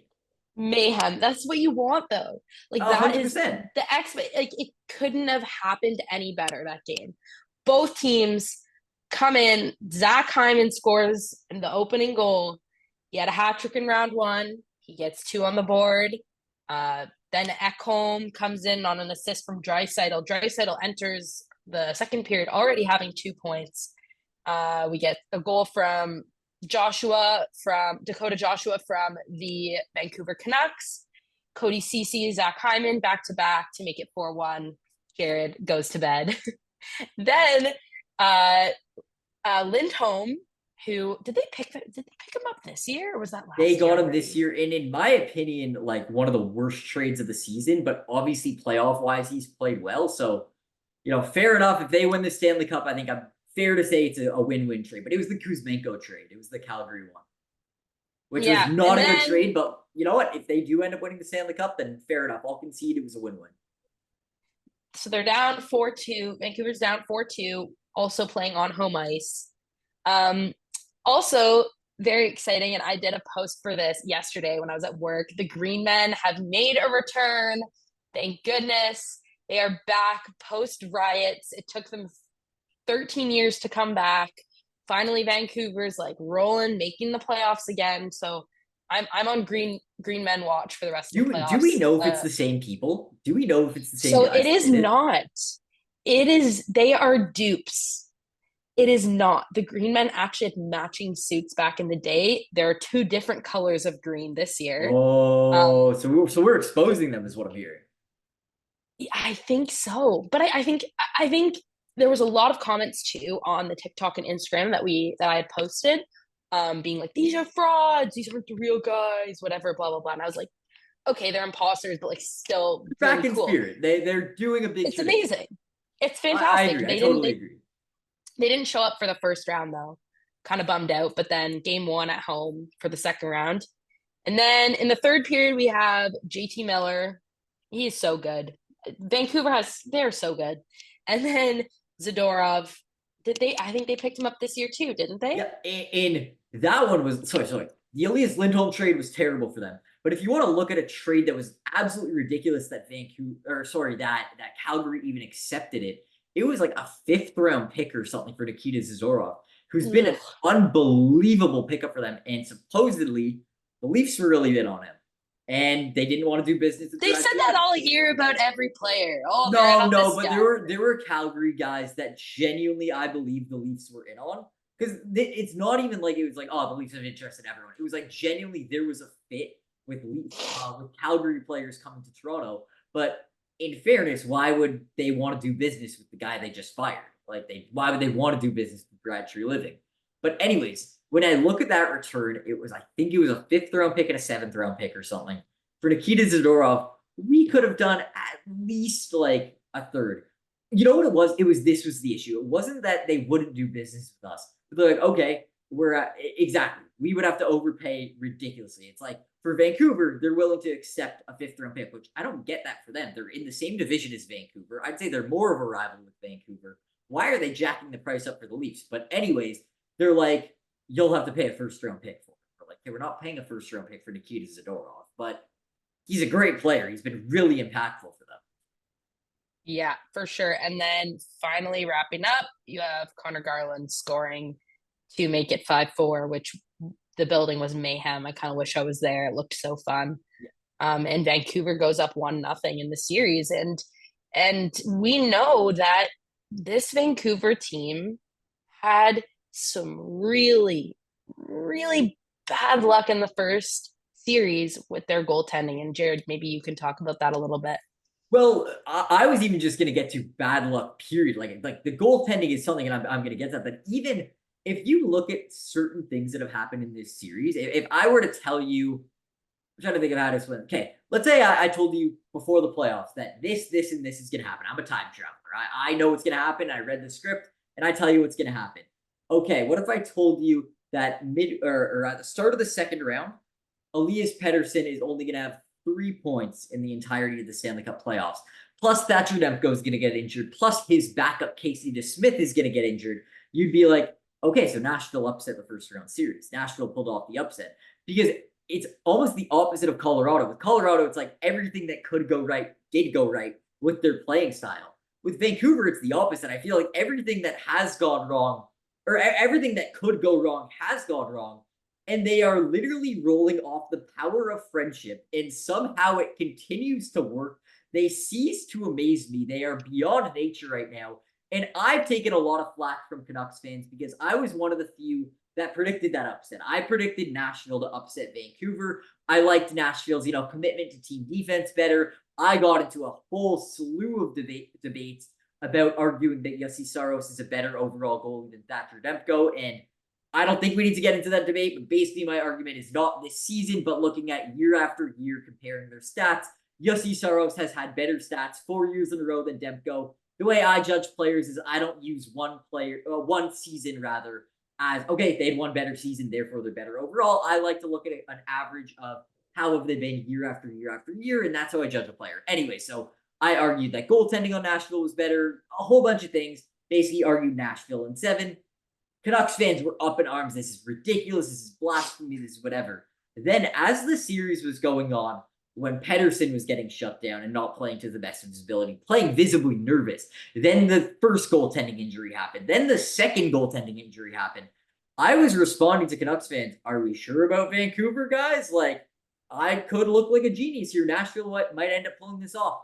And somehow, with all of that went wrong, Vancouver wins anyways, and I don't get it. And now I am totally bought into the Vancouver train because I think I owe it to Canucks fans. Like, I'm starting to see what they're saying. So much went wrong. By all logic, by all roster analysis, by all different things that have happened, they should not be playing as well as they are. But they literally just have this belief in their mind, like, okay, our goalie's injured. Okay, our backup goalie's injured. Okay, our best player, one of the best players in the world, but specifically the Canucks' best player, is getting shut down and is not playing confident. We'll win anyways because we don't care. Like, we're in Vancouver. We're just having fun. We're just happy to be there. And it's almost like they're playing with house money in that sense, where it's like they remind me of kind of a better version of what the Leafs were when we first made the playoffs in 2017. There was no expectations. Yes, there's expectation on Vancouver because they won the division. But there's no expectation from the standpoint that if they were to get out in the first round because their starting goalie were to be injured, no one would give them flack for that. Your goalie got injured. If they were to get out, even to Edmonton, but it's because Pettersson got shut down and those goalie injuries happened, it's okay. You were playing McDavid and Draisaitl. Like, okay, no one's giving you flack for that. You probably made it farther than you needed to go. But if somehow this team continues to roll and they pull off this upset against Edmonton, it's like all the pressure's on Edmonton, none of it's on Vancouver, and I find that the teams with no pressure on them tend to be able to do well, and that's why I am totally bought into this Vancouver train. I'm going to say my prediction right now, cat's out of the bag. I am not even in Game 7. I'm going Vancouver in 6 beating the Edmonton Oilers. I love the way that I love the way that Vancouver's playing.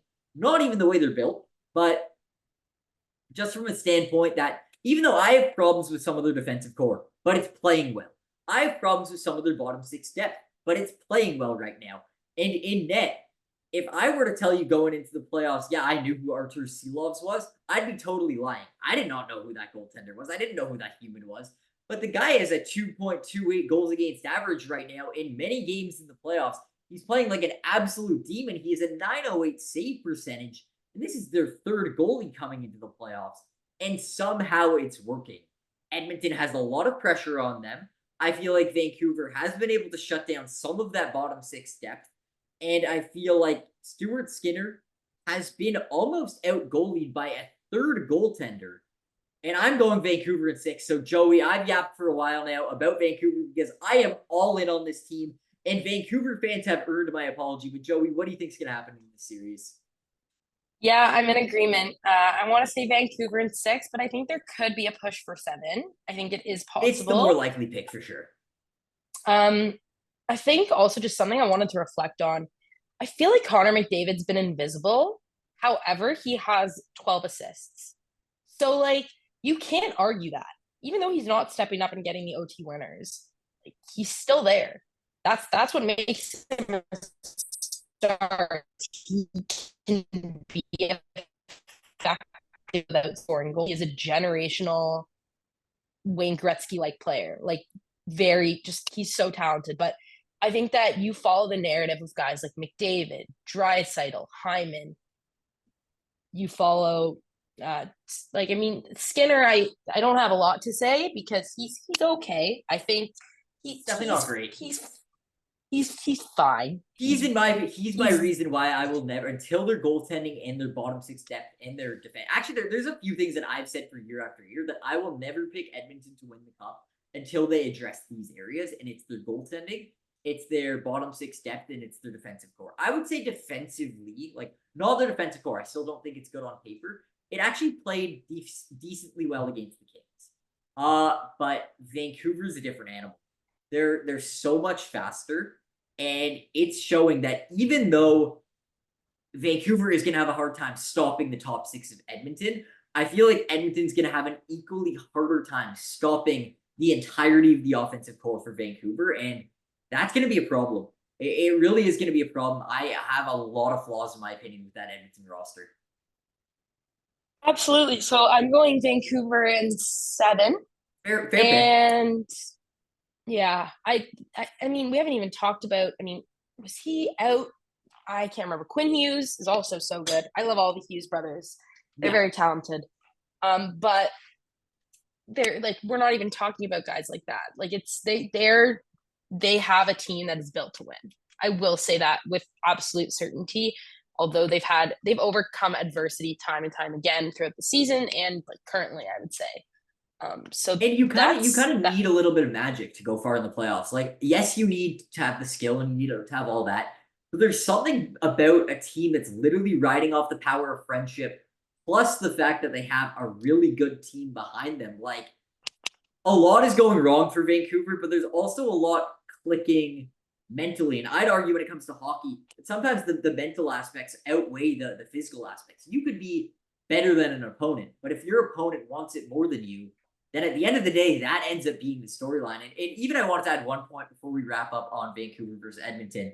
I agree with your point about it feels like McDavid's almost like a sleeping giant, where it's like he feels like he could be more impactful, even though he has 13 points currently. But I could say the same thing about it's almost like with Vancouver, there's a sleeping giant with the fact that they've been so good and Elias Pettersson hasn't stepped up. Like Elias Pettersson's been totally shut down, and you compare 13 points for McDavid to 3 points for Elias Pettersson. And I would say, like, for both teams, like, that's the start of their team. Obviously, Pettersson's not as good as McDavid. But at the end of the day, I mean, that's their two team stars. And you would think going into the playoffs that if Edmonton's going to win, McDavid needs to be a star. If Vancouver's going to win, both Demko needs to be a star, but also Elias Pettersson needs to be a star. And even though Pettersson's been shut down, they've been good anyways. And that just makes me think what's going to happen when Pettersson steps up. Because believe me, if they do end up making it to the conference finals and potentially even beyond, there's no way eventually this guy doesn't step up and be like, my team has carried me to this point. It's about time I put the team on my back. Like he has that energy in him. And I see no reason why he won't step up as the playoffs continues. But at the end of the day, I would have expected him to step up already, and he hasn't yet. So disappointed by that, but I still think there's a lot to look at Vancouver where it's like they've been good and they can be even better when luck starts going on their side. So they're the team to be to beat right now, in my opinion. And they look really good. And even though Edmonton's a heavy favorite, I'm honestly impressed that both of us are picking this underdog story. But I think you see it the same way I do, where there's a vibe to this team that makes it really hard to root against them. And I'm not saying I have them going all the way, but Edmonton's a team I've criticized a lot, and it's hard to pick them over a team like Vancouver that just has so many things clicking for them right now. So I don't know if you've noticed this, but 4 for 4 so far. We are on the same page with every single team. So I'm really interested to see what's going to happen in round 3 and in round 4 and with our Conn Smythe winner, because we can't always be on the same page. At some point, I mean, right now we got a little thing going right. It's the RotenBERG thing right now, but eventually that's gonna break. You know, we're clicking on things in the second round, but third round and fourth round, I have a feeling things are gonna change. So I'm really curious to see what we're gonna get to. But with that being said, we're gonna take a brief little break, and we'll be back with you in a few little minutes. So be with you in a bit. All right. Welcome back. I've had a little outfit change. Seeing as we're riding the Vancouver train, I decided to rep the fellow Canadian team. Jared has his kick-ass jersey on, so I was like, well, you know what? I want to be a part of it. No, fair With enough. A Sam Gagner nice little Canucks jersey. So we wrapped up before the break briefly, just talking about all of the second round predictions, what's going on game by game, and all that. Jared, the outcome that we have predicted, or the outcomes, seemingly have somehow ended up being very similar. And maybe you want to sort of start off. I think I'm just going to grab my iPad. Sorry, we can cut that out. Absolutely. Okay, Uh, so so really, really quickly, So we have said that the Western Conference final I was matchup just gonna get into it, but you read my is mind. is Dallas versus Vancouver. Hmm. See, that'll be an interesting and we don't have to like we can talk briefly about the teams. We can't and then I just kind of want to give our answer just 100%. but And then I think let's also like right now, let's say this is our Western Conference Finals, this is our Eastern Conference Finals, and then we'll go first in the West, then in the East. Like that's totally and paint the then picture of what we're getting into. in the East we have Florida versus New York. So what do we want to start with, East or Hmm. West? Let's go West. Yeah, West is best. Okay. I'm gonna start off this show. I kind of hinted at it when I was explaining Dallas. And I said that based on Dallas's matchup against Colorado, I think they are going to make very easy pickings of no matter who wins Vancouver versus Edmonton. And I have not changed on that prediction. I think Vancouver is an amazing team. They're riding on a whole bunch of unluckiness, but also that unluckiness is something they've been able to play through, and that's given them a lot of, they're coming together as a team. As I explained before, the vibes are going really well there. They're riding off the power of friendship. But if you just compare the two lineups together, I wasn't high on Vancouver in the first round. I am high on Vancouver in the second round. And then I'm right back to thinking Vancouver is going to get walloped by the Dallas Stars.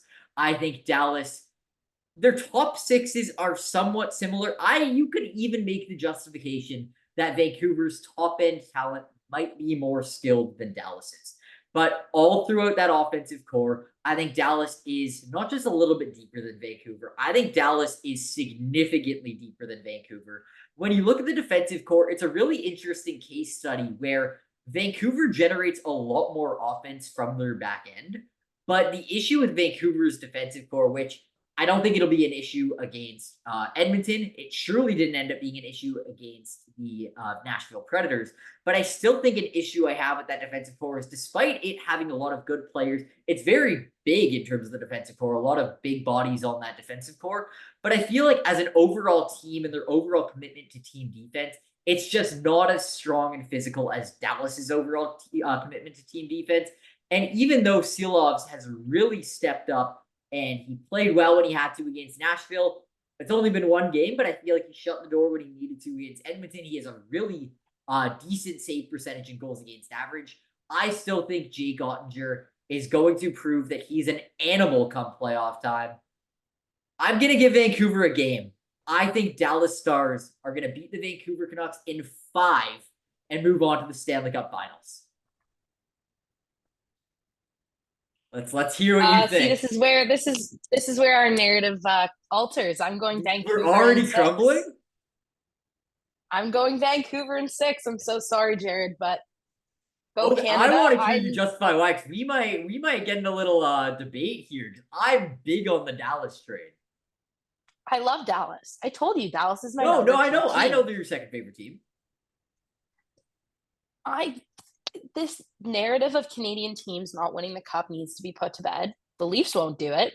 Oilers haven't been able to do it. Maybe the Canucks step in and there's a Cinderella story and they pull through and they make it to the final. Like truly, yes. You look at talent. You look at goaltending. You look at unluckiness. You look at regular season. You look at a team's history. You look at veterans. You look at the players that have had experience. You look at the young guys.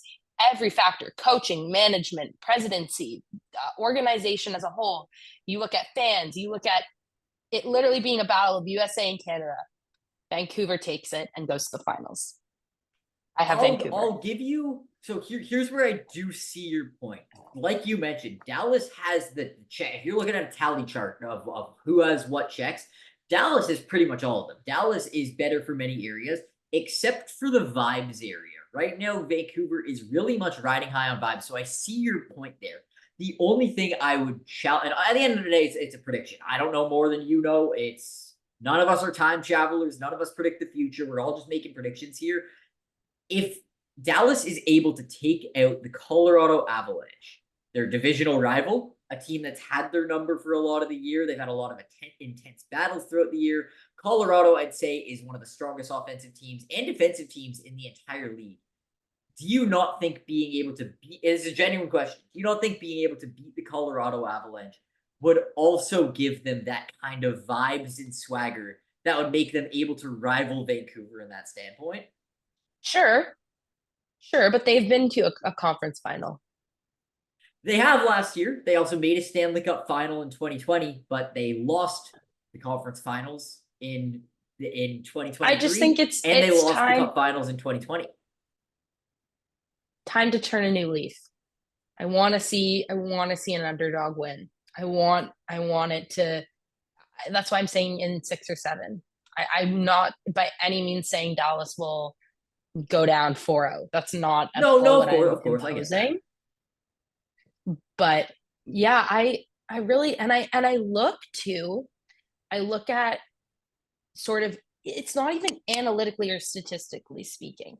We know Dallas has the depth. We know that they could scratch a line and have another line in like that. We like this is a fact. This is a team that's been really well built, a strong coaching core, It's I think just at the end of the day, I look at Vancouver and I see what a spectacular season they've had, and they will have the entire country behind them.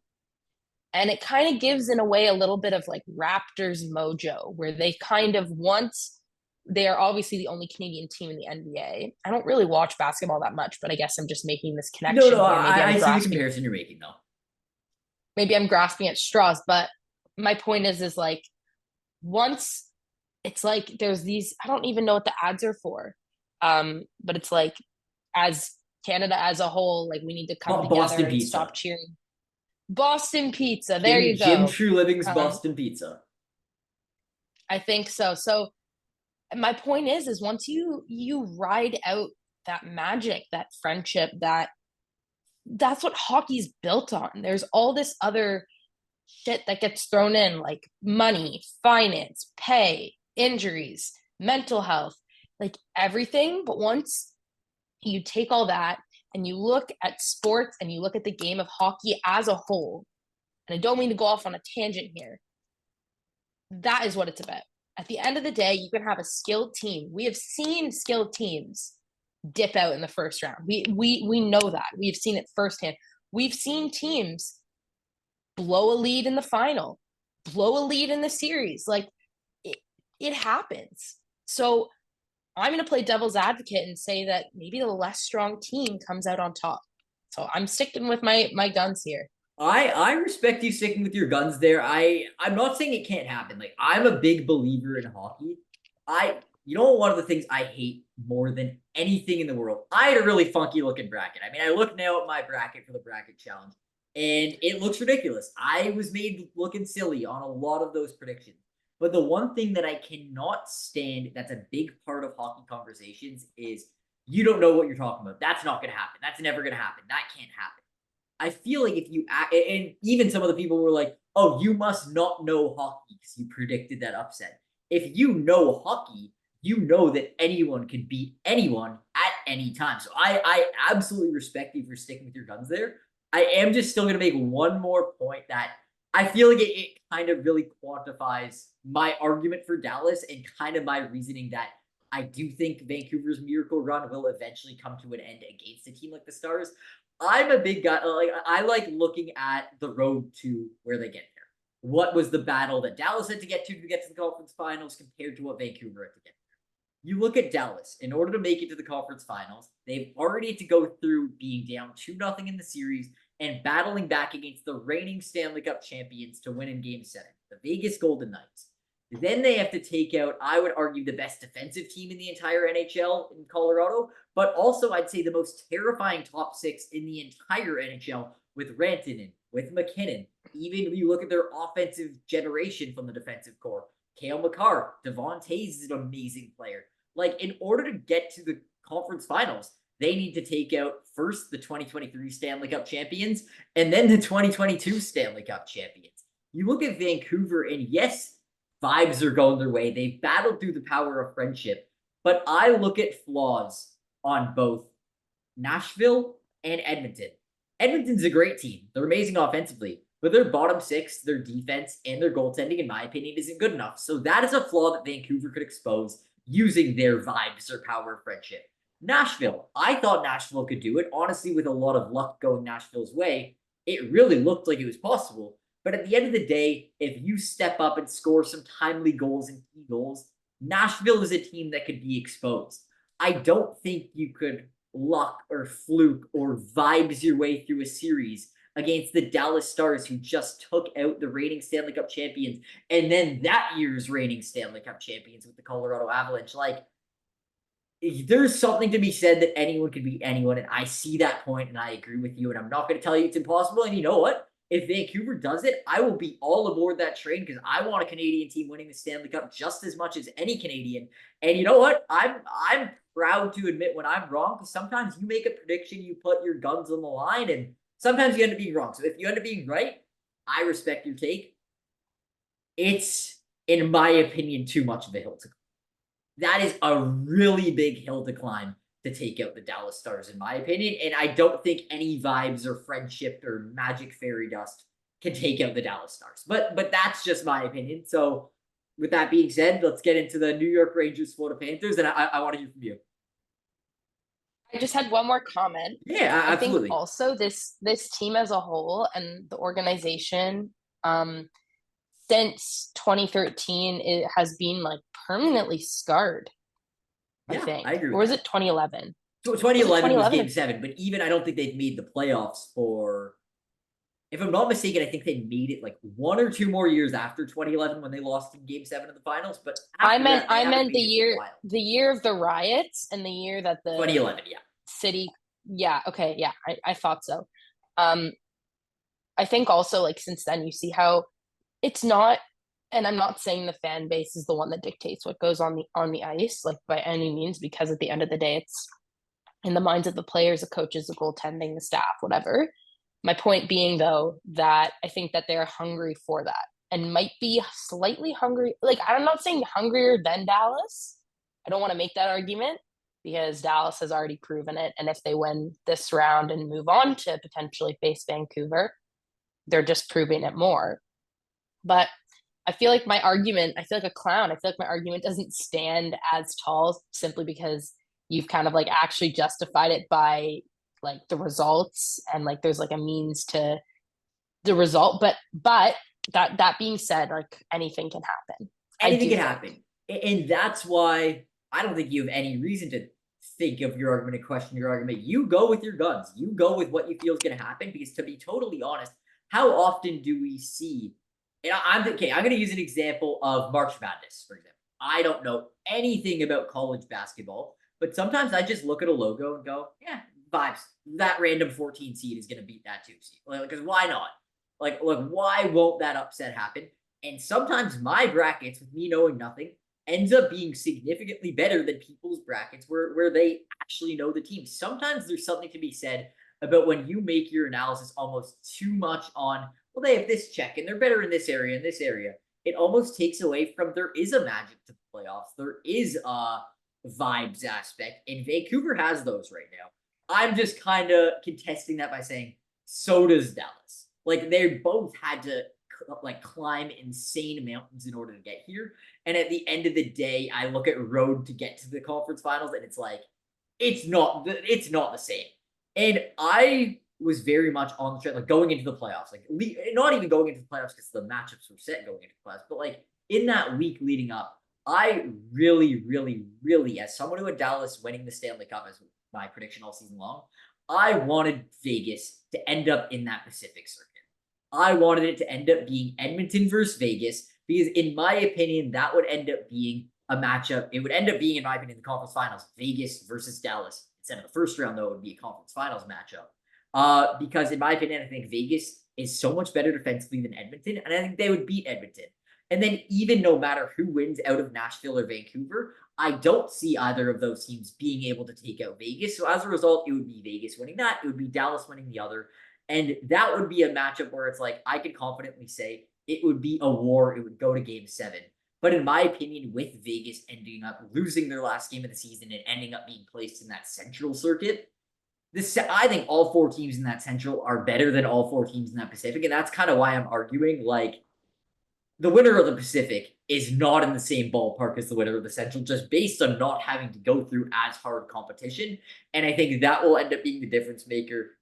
Vancouver is all vibes going their way, but they're not as battle tested as the Dallas Stars are. Dallas just took out the reigning Cup champs. They took out the 2022 Cup champs. They are dialed in. They're ready. But they also haven't won a Stanley Cup since 1999. Like, they have baggage of their own. They want to end that curse. And I feel like this is the year they get it done, and that starts with beating the Vancouver Canucks in the conference finals. But hey, if I'm wrong, I will proudly wear that. Me too. You're on.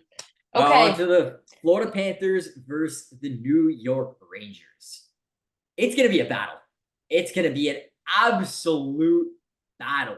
Like, no questions asked. It's going to be a war. I've had the New York Rangers making the Stanley Cup Finals ever since the start of the NHL playoffs, and even this is something I've had a prediction going ever since the All-Star break is kind of when I transitioned. I explained this earlier. I had initially Carolina making the Stanley Cup Finals. I then pivoted to say New York would beat the Carolina Hurricanes, and, you know, series isn't done, but up 3-0, I'm feeling pretty good about that prediction. So it's a great team with the New York Rangers. They really have no holes. They're amazing offensively. They're amazing defensively. They're really physical. And they also have, I'd say, one of the best goalies in the entire NHL. But Florida is relentless. Florida's playing style scares me more than New York's does. That's what I'll say. And like Florida, I feel like they move the puck quicker. They don't wait back and think through their plays. It's almost like They're fast. it's almost like they're a machine, but they're fast, but they make their movements and their plays at the highest speed possible. Like, I feel like something not necessarily. It's like they know the play before it happens. Literally, they read the play, and it's so terrifying to go up against because, I mean, we saw it last year when the Leafs took on the Florida Panthers. Florida's a terrifying machine. They are a terrifying machine, but I still don't think they have the same high-end talent as New York. And this one will be a lot more of a battle. This one, I think there is a fair argument to make. It's the top team from the Atlantic taking on the top team from the Metropolitan. So, of course, it is a battle of two heavyweights right now. And you know what I just realized, actually? With what we currently have, if it ends up being Vancouver, Dallas, New York, Florida, that's the one seeds from every single division. Which, like, kind of makes me think, okay, at some point an upset's going to happen. But anyways, what I was saying, Florida versus New York, it is a battle of the top two teams in the entire Metro versus the Atlantic. And it's going to be a war. I think New York's skill and ability outranks Florida's. I think Florida's playing style is scarier for me in the playoffs. It's a bit more physical and relentless than the Rangers. But at the end of the day, I think having that goaltending difference, and Sergei Bobrovsky is no slouch by any means, but Igor Shesterkin is absolutely dialed in. I think the ability from the New York Rangers to get scoring from all their other lineup, because what I'll say with the Florida Panthers is they have an amazing high-end skill right now. Their leading scorers is Barkov and Kachuk, tied with 10 points. They also have Verhaeghe after that. They have Sam Reinhart. But after that, it kind of takes a bit of a step off. I feel like New York is getting more consistent scoring from all throughout their lineup. Absolutely.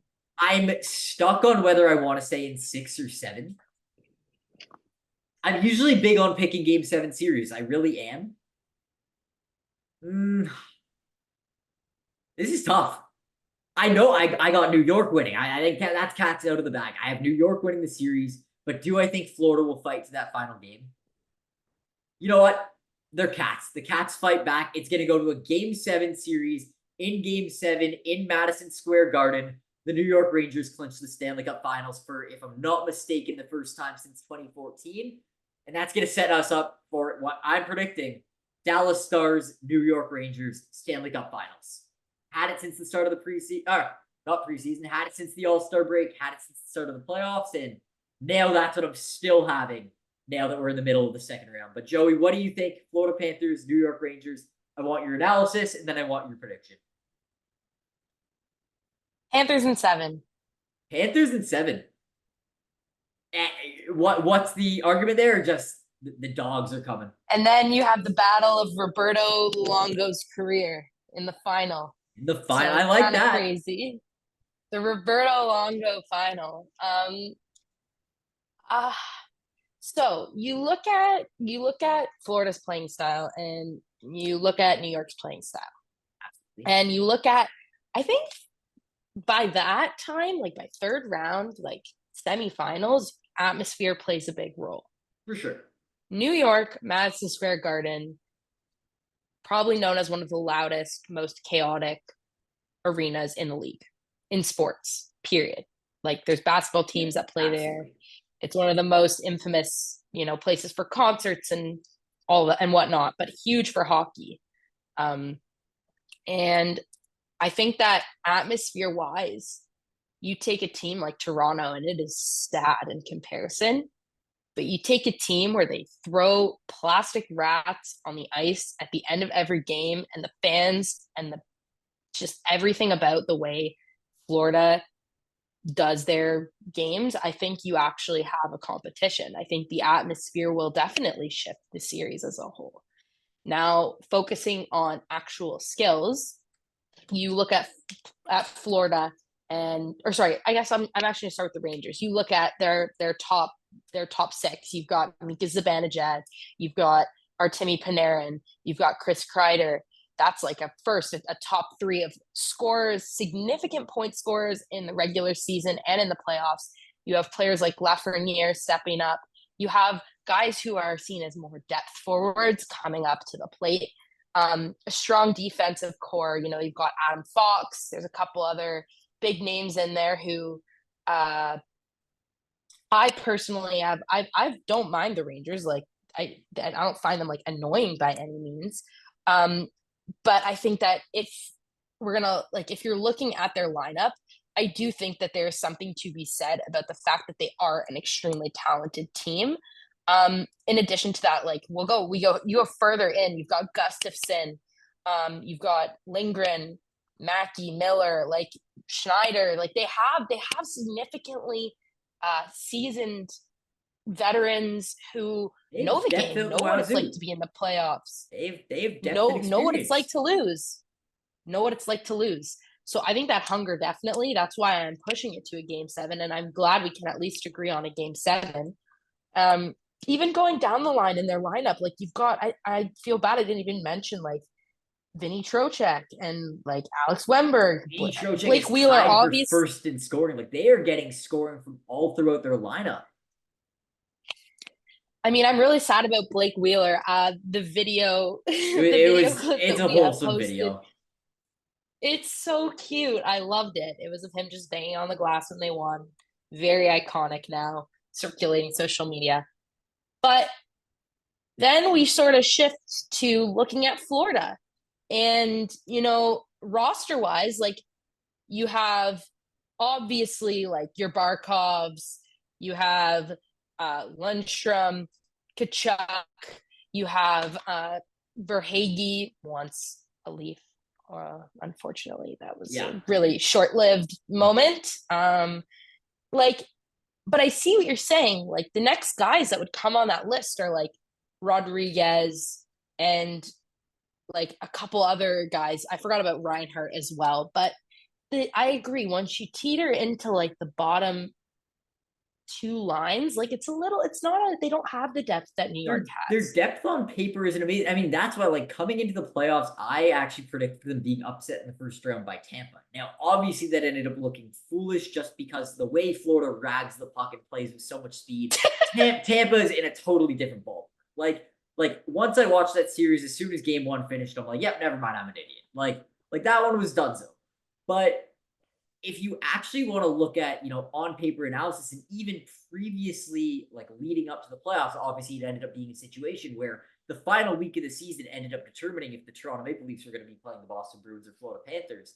When I was making bracket predictions with the assumption we were going to be ending up playing Florida, and no matter what, like having the Leafs win a playoff series, regardless, is questionable because you never know how the team on paper will actually show up. But if you looked at a pure on paper comparison, I like the Leafs team better than the Florida Panthers. I think I'd argue even the Leafs have more depth than Florida. I actually don't think they have that much depth beyond their top guys. And if you shut down their top six, I don't think they have much of an answer. Yes, I will acknowledge that their lineup that I'm currently looking at on daily faceoff isn't 100% up to par because Sam Bennett's obviously injured. But even still, like what they've been practicing with is Kevin Stenlund as their third line center. Again, I understand that injuries are a factor in that. But still, if you look at what they're currently rolling with and what they're currently playing with, they aren't totally the scariest bottom six. They're intimidating. They definitely play a physical game. I mean, even having a guy like Nick Cousins on your fourth line, it's frightening. You have a veteran like Kyle Okposo. Like, these are things that are definitely scary from a veteran Yeah, standpoint, I physicality, but they don't really have that oomph for me. yeah, I was gonna mention like Kyle Pozo and like even like a guy like Vladdy Tarasenko 3 years ago won a cup. I feel like he's had more of a low key role though on this Florida team as a whole. I think that when he went there, when the news broke, I think people were like, life changing. Oh my goodness. But he's honestly been tossed around the league a little bit since that win. Like, yeah, I think He was in the was Rangers he last somewhere year, else? and then Ottawa, Yeah, and okay, that's what I then thought. Yeah. So, but anyways, and then you go down to their defense, and you've got obviously Aaron Ekblad. I love him. He's Canadian. I'm great, pretty great sure. player, You've amazing got player. you got Ekblad. You've got Forsling. You've got Ekman Larson. Like Brandon Montour, who's also a bit of a rat in himself. But where I think they surpass Vancouver and like obviously goaltending, like once again, I would Wait, sorry, say sorry, has Vancouver or New Shesterkin. York they surpassed? Sorry, what did you say? Sorry, I meant New York. Has Oh, Shesterkin I was won making sure I a? was making sure you didn't like jump to the finals. Sorry, go on. No, you're good. Has Shesterkin won a Vesna? Yes, 2022 season. Okay, so they're both Vesna winners. One is just younger than the other. Yeah. Um, I think though, what it's going to come down to is it's just going to be, in my opinion, I think that New York wants it. I think Florida wants it a little bit more. Like and the only reason I say that is because I think Florida has not had the success at all that in past years, like coming into playoffs, that they had wanted. That would be my main reason. But I'm also, again, like I think it's good for us to like have different opinions. Like I'm gonna play devil's advocate. No, On of paper, course. sure. But On paper, the Rangers are better. Like it's true. I want to say something though to even challenge that point. Yes, I'll give you that in overall like recent memory. Yes, the Rangers have been more successful than the Florida Panthers. But if you want to look at the most recent playoff run, Florida's fat and happy after making it to the Stanley Cup Finals. New York got upset in the first round after going up 2-0 in the series. They're playing with that fire that they didn't have last year. They're playing with way more anger than a team like the Florida Panthers. That, yes, obviously Florida's angry that they got far, but not far enough. I get that. I'm not saying they're not playing with fire. I'm not saying anything like that. But if you want to look at who wants it more, I think there is a reasonable argument there for that being the New York Rangers just because of the way, I mean, for lack of a better word, they kind of got embarrassed by their not just divisional rival last year, but from their New York metropolitan area rival last year in the New Jersey Devils. Like, I don't know if embarrassed is the right word, but it's definitely not a good feeling when you go up 2-0 in the series and end up losing. Then pushed it to game seven and they didn't get the job done. I know your argument's a lot more about not vibes, but it's a lot more about the wanting it more and stuff as opposed to the on paper comparison. But I still feel like there's something to be said with I think New York does not get enough credit for how strong that defensive core is. Like people talk a lot about Carolina, people talk a lot about Colorado. I love the defensive core of the New York Rangers, and it's not just Adam Fox, which of course I love Adam Fox. Great player in Adam Fox. He's amazing offensively while also really stepping up and improving his defensive game. But they have one of the meanest defensive cores in the league. They have Truba behind that. They have Ryan Lindgren. They are so physical. Even Braden Schneider, a young defender, is an absolute animal out there physically. Keandre Miller's a dog when he's out there. And Gustafson, I still don't get why the Leafs didn't keep Gustafson. for like less than $1 million, he's such a good puck mover. He gets pucks on net, which is a big flaw for the Leafs where we didn't get enough pucks on net. I still don't get that one, but it just shows you like when their third pair on defense is Eric Gustafsson and Jacob Trouba. I'm not saying it's better than Colorado or Carolina, but that has to be in the conversation for, I'm going to say, a top 5 defensive core in the league. And in fairness, that's kind of off the top of my head without thinking of every single defensive core. But at least off the top of my head, it's the 5th or 6th best D core in the league. And that is terrifying. And Florida's D core is good, don't get me wrong. But it's kind of in the teens metric in my opinion. It's probably like 10 to 20. I don't think it's quite a top 5-ish. It's good. Aaron Ekblad's really good. I think Gustav Forsling is one of the most underrated defenders in the league. But after that, Aaron Ekblad, sorry, not Aaron Ekman, Oliver Ekman-Larsson is what I meant to say. Offensive-minded defenseman. Brandon Montour, good offensive-minded defenseman, but still offensive-minded nonetheless. Like, it's not that shutdown, physical, heavy defensive core that I think we've seen from New York. I think New York is so much more balanced from the back end. So that's why I do like the Game 7 pick, but I think at the end of the day, especially on home ice in Madison Square Garden, the building's going to be buzzing. The fans are going to be buzzing. There's no rats being thrown in Madison Square Garden. I think the Rangers have it. So just really quickly before we end, and I wanna say, like, just statistically speaking, another reason just kind of why I don't know, I guess like I believe this. On paper too, like when you compare zone time, things like neutral zone time and defensive zone time, the Rangers spend about almost 4% more time in their defensive zone than Florida does usually. So, I mean, to me, it just sort of speaks volumes that Florida's puck control is not by any means better. I just think that they have gotten really good about getting the puck out of the neutral zone into the offensive zone. Like, I just from watching them play, from playing them last year, like statistically speaking, I mean, I'm using some statistics from NHL Edge. I really like to use those to sort of look at speed and sort of things that you don't see on sports apps that they just don't have the technology to do that necessarily.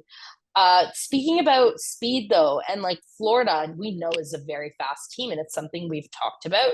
But according to this, like speed burst, it says speed burst over 20 miles per hour. So like actually how fast they're going, like on a breakaway, say, or carrying the puck in from the neutral zone, or even from the defensive zone, even from their own zone. New York is a faster team in that respect, and I'll give you that. I don't, and I think too, like they are dead even basically when it comes to scoring goals. Florida ahead of them slightly, but even like shooting percentage wise, New York is far stronger. But the off zone time, actually, Florida is. I think they have a higher percentage for that. But that being said, to bring stats into it kind of breaks what I believe in, because again, like I think you can back up I want to back up what I'm saying with evidence, but at the same time, I do agree with you. Like I do see your side, and honestly, you've kind of shifted my mind a little bit about this series. Like I really do think that the narrative about New York being just dominated in the first round last year. I remember watching that series. I think wasn't able to watch Game 7, and I had like 100% bet on New York moving forward. Or sorry, not Game 7. Was it Game 6? It ended up going to Game 7 because I'm pretty sure, if I'm not mistaken, I think it was the same night as the Leafs Game 6, if I'm not mistaken. Or if anything, it was, I remember like during that game, during Leafs Game 6 against Tampa Bay, we saw maybe like an advertisement for Game 7 Rangers Devils. I just remember that because my girlfriend Jory picked the Rangers to win it all last year. And she isn't a big hockey fan. She doesn't follow hockey so much, but every year me and her fill out a bracket together. And she was like, I gave her obviously a little spiel about every single team. And she liked the vibe of the Rangers. She liked the offensive heavy. She really liked the vibe that I told about Shesterkin. She liked some of the defensive players. Like I kind of agreed with her. Like I didn't have the Rangers going quite as far as her, but I definitely didn't have them losing in round one. Like the Rangers were a really strong team last year. And I remember when I told her, oh, the Rangers ended up losing in game 7. She's like, are you kidding me? Like, she was like rattled about it because it was like, yeah, they should have won by every single metric. And now they're playing with a fire. They're playing with an anger. I know that series ended up going to 7. They lost to a divisional rival. And you could tell by the way they're playing. I mean, they straight up have not lost the game yet in the playoffs. Like, if that speaks all the volumes you need. And obviously, picking Florida to win the series is a totally valid answer because it's a really good. It is going to be a really good matchup. If that ends up happening, Rangers versus the Panthers, it will be a heavyweight matchup for the century. But at the end of the day, I just think the Rangers having a bit of an on paper advantage, but also, in my opinion, having some of that anger going their way, having the crowd on their side in Game 7. Absolutely. That being said, it could be Boston. It really it could be, but I don't think so. No matter in that case, I think I would still even more be confident about Rangers, but you never know. Okay, so finally, before we wrap up this episode, who are you picking to win your Stanley Cup? I'm wearing green for a reason. I'm wearing green for a reason. The curse, it's not a very known curse, but it's been 20 years since a team that has green won the Stanley Cup. The Dallas Stars have not won since 1999. And I think the Dallas Stars are winning the 2024 Stanley Cup. I've said it before and I'll say it again. They're not the best offensive team in the league. They're not the best defensive team in the league. And Jake Ottinger is not the best goalie in the league. But overall average, they have the best mix of all three. They are so dangerous offensively from line 1 to line 4. They are so deep. On their decor, they might not be the most skilled defensively, but what they absolutely have is a defensive core that shuts you down. It's not as big as Vegas's, and it's not as skilled as Colorado's. But what it is so physical, so tough, so strong. Miro Heiskanen literally leads that team in scoring in scoring, period. And he's a defender. He has 8 points currently in the playoffs. Like, it shows you they get offense from all throughout their lineup. They get all kinds of tough defensive play. It's an overall commitment to team defense from line 1 to line 4, and even their defensive core. Everyone steps up and protects that net and shuts it down. And Jake Ottinger had a bit of a rocky start to the playoffs. I will give him that. But he's a guy that, despite not being the best regular season goalie, I don't know what it is come playoff time, but this guy's dog per 60 just steps up another level. He's so good come playoff time. He always elevates his game. I remember his first ever playoffs. It was that year in 2022. Calgary was expected to run the Western Conference. They ended up getting out in the second round to Edmonton, but besides the point, it was a first round matchup of the Dallas Stars versus the Calgary Flames. That was supposed to be a walloping. Calgary was better statistically in every single standpoint, but you know what? Jake Ottinger, this young, I think it was a rookie goalie or whatever it was, he definitely was not an experienced goalie. And he was a young goalie, but that was kind of his coming out party. He showed up in that playoff run and dominated. He made crazy saves. It ended up going to game 7 of the Stanley Cup Finals, and they were a goal away from upsetting a team that everyone thought was the favorite to win the Western Conference. Like, the Dallas Stars are so good, and a big part of that is Jake Ottinger in the net. He's always stepped up and elevated his game come playoff time. We're going to get into our Conn Smythe winner after, but Jake Ottinger is a dog, or more like an otter, but he's an absolutely unbelievable player. I think one of the most underrated goalies in the league, to be honest, and that's not based on regular season stats, but it's absolutely based on his ability to elevate his game in the playoffs. So I have the Dallas Stars taking out the New York Rangers, not even in 7 games. I have them winning it in Dallas, in Texas, against the New York Rangers in game 6, lifting that Stanley Cup. It's going to be an absolutely amazing finals. It really is the number 1 team in the West versus the number 1 team in the East. And at the end of the day, I think in a 6-game series, Dallas is just deeper offensively than the Rangers. I would argue they are better defensively than the Rangers. And despite not being better in net than the Rangers, because obviously Igor Shesterkin versus Jake Ottinger, I think Ottinger's ability to always step up come playoff time, plus that added bonus of having, I'd say, a better defensive core in front of the Dallas Stars, I think that's just going to elevate Ottinger and the Dallas Stars to take out the Rangers in 6 games. And you're going to have a green team winning the Stanley Cup for the first time since 1999. All right. So my matchup is Florida versus Vancouver, and I'm saying Vancouver in 7. A Canadian team has not won the cup in 30 years. I think it's time. I think it's time to raise that flag when we win. I think the country as a whole will be proud. I think the city is deserving. The police force who dealt with the riots are deserving of a redemption where people are rather celebrating with a parade rather There'll be than some kind of riot no flipping matter what the outcome is. flipping a car and lighting it. It'll probably happen But anyways, with a smiley I face guess. But this time. They'll burn a car down, but it'll be with pure smiles. um, yeah, I'm going Canucks in 7. I think too, if they're playing Florida, I think there's a lot of things that would need to happen. I think Thatcher Demko and Casey DeSmith, one of them would need to come back. I think Demko's this new guy doubtful. is Demko's very, very doubtful. But I think someone would need to come back. I don't think this new guy could carry it all on his own.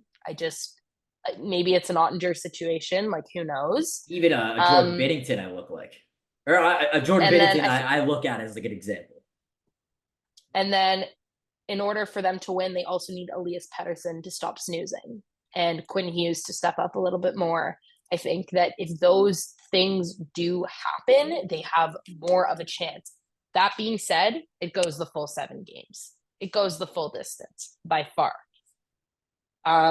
Florida, I mean, I think having someone in net like Bob and you're just stepping out on the ice and you haven't really played in a playoff before, let alone a final. Yeah, scary. Definitely intimidating. And mine's a totally different narrative than Jared's simply because they're two different teams. Um, Florida's going to rattle Vancouver, but I think Vancouver, and like, I don't know, maybe this is just me, they have this edge to them. And it's like more of a playful edge. I think Florida's is very in your face, but I think subtly Vancouver, if needed, could kind of pull that out. But Um, they have a you've lot of got guys size like all throughout their lineup. They've really like a kind of almost like an embarrassment of riches in terms of how big their defensive core is. And I don't think they always play in the most defensively gifted way. Like I feel like using their I size, just think Florida will force them to do so. I guess is kind of yeah, the no, point no, I'm I trying to. definitely like that argument. I It's think hard to also say like though. Florida's a really good team. Florida's unreal. That's why I think it goes 7. You've got Zadorov, you've got Ian Cole, you've got Quinn Hughes. I mean, like I I see that in terms of depth for offense, Vancouver is better. I don't know. In terms of depth for defense, I don't know. Because, like, you could argue both are almost even.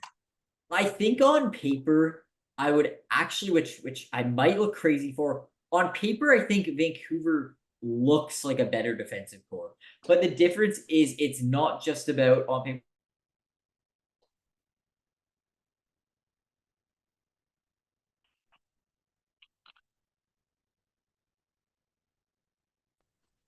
Sorry, just cut off. Damn, I was about to rip Vancouver a new one, and the hockey gods were not allowing that. Anyways, okay, what I was about to say is Vancouver on paper has a well-built defensive core. Like they unquestionably do. They have a well-built defensive core. But it's an overall like commitment to team defense that I've previously before the playoffs when I was arguing why I thought Nashville could upset them round one. One of my arguments was I didn't love their commitment to team defense throughout the regular season. Well, if you're making it to the Stanley Cup Finals, yes, you are going to step up your defensive game, but not to the level that the Florida Panthers have. Like the Florida Panthers might not have the best team on paper, but they will wear you down. They will shut you down. They will always do that. And that's why I still think no matter who Vancouver has on paper, it's what Florida will be able to just kind of roll out game after game, line after line, shift after shift. It's stronger and more physical than what anything Vancouver could have, in my opinion. And for that reason, I mean, it would suck if a Canadian team went this far just to lose again, especially the Vancouver Canucks, just based on their history with Game 7 series in the Stanley Cup final. But I think Florida again would. Again, I'm thinking Dallas is too much of a hill to climb.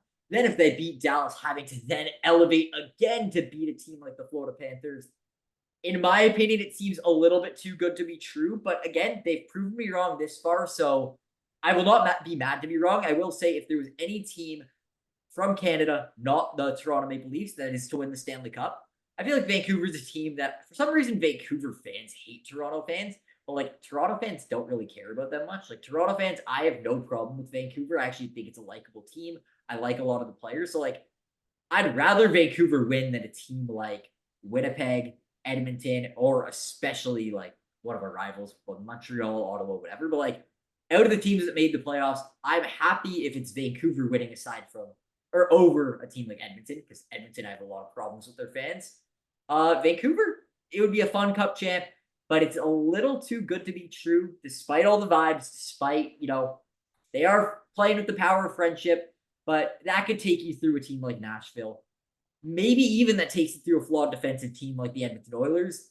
In my opinion, vibes and friendship don't take you through Florida and Dallas. But that's just me, and let's see if I'm wrong, because I honestly would be more than happy to be wrong. I have no problem with Vancouver, and I really do wish they would bring a Stanley Cup back to Canada, but it's going to be a battle for sure, because that's a tough road in those final two series. Yep, for sure. Okay, before we wrap up, we're gonna go through some Conn Smythe MVP pitches, hot takes. I have some hot takes, I think, but Okay, do you have like a few names that you're putting out there, or like your one answer? Like, who's winning the Conn Smythe? How should we do this? I I have a kind of like the couple. idea of like go out on the line. If my team is going to win the Stanley Cup, this is the player that will need to be the playoff MVP. In my opinion, I think that's a little more interesting, because it's like you could say you're right and wrong rather than saying five names and then like one of them bound to be right. Yeah, that's true. So I'm just looking here at some You think notes. about yours. Am I good to go ahead with mine? Because I have mine locked and loaded. I've had it since October. In October, I have this on Twitter, so you could search up the name and you'll find that tweet. It was, I believe, October 10th of 2023. I made an entire chart of award, this name, Stanley Cup champion, this team, President's Trophy, this team. So I had the Rangers winning the President's Trophy. That one was already a check. I had Matthews winning the Rocket. Not much of a hot take, but I still check. I had Kucherov winning the Hart. That one looks like it could end up being good. And who did I have winning the Conn Smythe Trophy, going along with the Dallas Stars winning the Stanley Cup? Jake Ottinger. The Otter is going to be the playoff MVP. He will have to be, in my opinion, if the Dallas Stars are going to win the Stanley Cup. And here's my rationale for that. So the Dallas Stars are an amazingly built team, right? So it's not like they have one superstar that they're relying on. So it's most likely not going to be one forward that's carrying the load offense. That isn't how they're built. They aren't built by one offensive player. They're built by a bunch of players rather than one getting 13 points like McDavid has. They have two players tied at 8 points for the lead. Then they have a guy at 7 points. And then Jason Robertson has 6 points. They're a lot more consistent. So it's not like you're going to have a crazy lead offensively. I'd be shocked if a forward wins the Conn Smythe. Only defensive player that potentially could be the pick is Miro Heiskanen, because if he ends up leading the team in points as a defenseman, that's a big deal. That's a possibility, but I still think if they're going to win the Stanley Cup based on their defensive ability, it's not just Heiskanen. It's multiple players that need to step up Absolutely. defensively. Who has to be the guy? Who was the guy that was able to step up in the series after a bad 2 games? Ottinger played really bad in the first 2 games against Vegas, but he rallied back and is a big part in the reason why they were able to win that series. It's Jake Ottinger. Who's going to have to shut the door if the Dallas Stars are going to beat the Colorado Avalanche? It's Jake Ottinger. Who's going to be able to shut the door and shut down the Vancouver Canucks if that third round matchup ends up happening? It's Jake Ottinger. And then in order to shut down the New York Rangers, one of the strongest offensive teams in the league, yes, offensively, they're going to have to outscore the Rangers. Defensively, they'll have to shut down the Rangers. But if Jake Ottinger isn't on his game, especially having to outdo Igor Shesterkin, the Dallas Stars are not winning the Stanley Cup. And that's why I have not Igor Shesterkin. I have Igor Shesterkin losing to my Conn Smythe Trophy winner. I have Jake the Otter Ottinger lifting the Conn Smythe Trophy and being the playoff MVP for 2024. Nice. Okay, well, see, my pick is kind of ruined because he's Interesting. injured. Okay. So like I don't even know if it's worth saying. But he just played extraordinarily well in the regular season. I would go with Thatcher Demko, but it's just based on who's healthy, like what you've seen so far in the playoffs. Like go based on the playoffs. Like if Vancouver's winning the Stanley Cup, who you can either say like, who do you think is going to win? Okay, well, that would have been my pick. That would have been my Of pick, course it would but be, but of course, like goaltender is always an easy pick, and especially for Demko, like he would need to be the one out dueling all these goalies. So it's a fair pick for sure. But like based on who's healthy, like what would you say is your playoff MVP that you're like predicting as of now? If Vancouver's gonna win, like who's gonna have to be that MVP?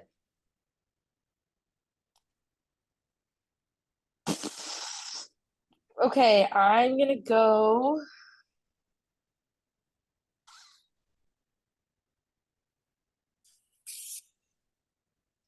Brock Boser or JT Miller. They both have each have 7 points. Each of 7 points. Okay. But so does Dakota. But so does Dakota Joshua. So like, I mean, which is bonkers. Like, why does Dakota Joshua have 7 points? 7 points. I don't know. So I mean, like he's in the mix too. But if you're gonna pick someone, it could be this goalie that comes in and steals the show. If Artur Silovs does end up like not end up being switched out for Casey DeSmith, like if he ends up riding this all the way to the Stanley Cup, it would be hard not to pick him as the guy, especially like with that situation. Usually they don't factor in storyline with these kind of awards. Like Jordan Binnington didn't win it, for example. But with the fact that he was the third goalie down the depth chart heading into the playoffs, and within 3 weeks he's had to become the starter and he's shut the door, it would be hard not to give Silovs the Conn Smythe. I feel like I mean, if I'm looking at your team, obviously I don't have Vancouver winning it, but I like the JT Miller pick. But even Brock Besser, like Brock Besser's more of the goal scorer. I look at JT Miller as more of the overall point getter. So chances are he'll probably I think he's a very well-rounded player. And not amazing historically defensively. I think he's had a better year defensively than usual. That I just meant this year, yeah. Yeah, no, this year for sure. I mean, I just still look at like historically, like his playing style is not very defensive heavy. He's often pretty lazy on the back check. But the only reason if I'm looking at your two options, like most likely would be Besser versus JT Miller. Silovs, if he ends up being the guy, but that's still to be seen. Like if he ends up winning it all for them and being the starter all the way through. It would be JT Miller versus Besser is fair. Besser will probably have more goals, but I feel like they usually go with the point leader. Aside from like the Ovi case, obviously, if it's a star name, that's different. But like JT Miller is a guy that's more likely to have the assists. He'll have the points. He'll probably be a big factor in generating the offense for them to be able to take out teams like the Florida Panthers. So I feel like of your two, I like that JT Miller pick, but I'm still thinking it's Jake Ottinger's year. The year of the Otter. It's that year of the Otter, the year for the Dallas Stars. We're having a green Stanley Cup champion this year, and I feel like I've seen the vision all the way through, and it's only looking more and more legit. I got nervous when they were matched up against Vegas, and especially I got nervous about that pick when Vegas took that 2-0 series lead, but the Dallas Stars are for real. They are the real deal, in my opinion. They're probably my second pick if I could pick a second team to win. Fair enough. For me, I mean, you're not going to like this, but if I were to just quickly, this will be the last thing we do before we wrap up. If I quickly were to go through my order, I think Dallas is my 1. I like the Rangers as my 2, just because I think no matter who they end up playing in the West, aside from Dallas, I would probably pick the Rangers. I think Florida 3rd, and then Vancouver. I think they're a good team. They've been running off the power of vibes, but especially if it ends up being every single 1 seed that they have to go up against in that conference finals, it's a really hard road if they have to go up against Dallas, Florida, and New York. Absolutely. Yeah. Well, my hot takes, I could be wrong. Oh, of course. Only time will tell. Exactly. You know, to be the best, you have to beat the best. Let's see what Vancouver ends up doing. But with that being said, we ready to wrap this up? Let's wrap it up. Okay. That being said, I've been Jared RotenBERG. We've been with Joey RittenBERG. We thank you so much for tuning into the first edition of the Bergs Hockey Podcast, the IceBergs Hockey Podcast. Thank you so much for joining. And let us know in the comments down below who you think is going to win the 2024 Stanley Cup. I must admit, I can't explain any of these thoughts racing through my brain. It's true.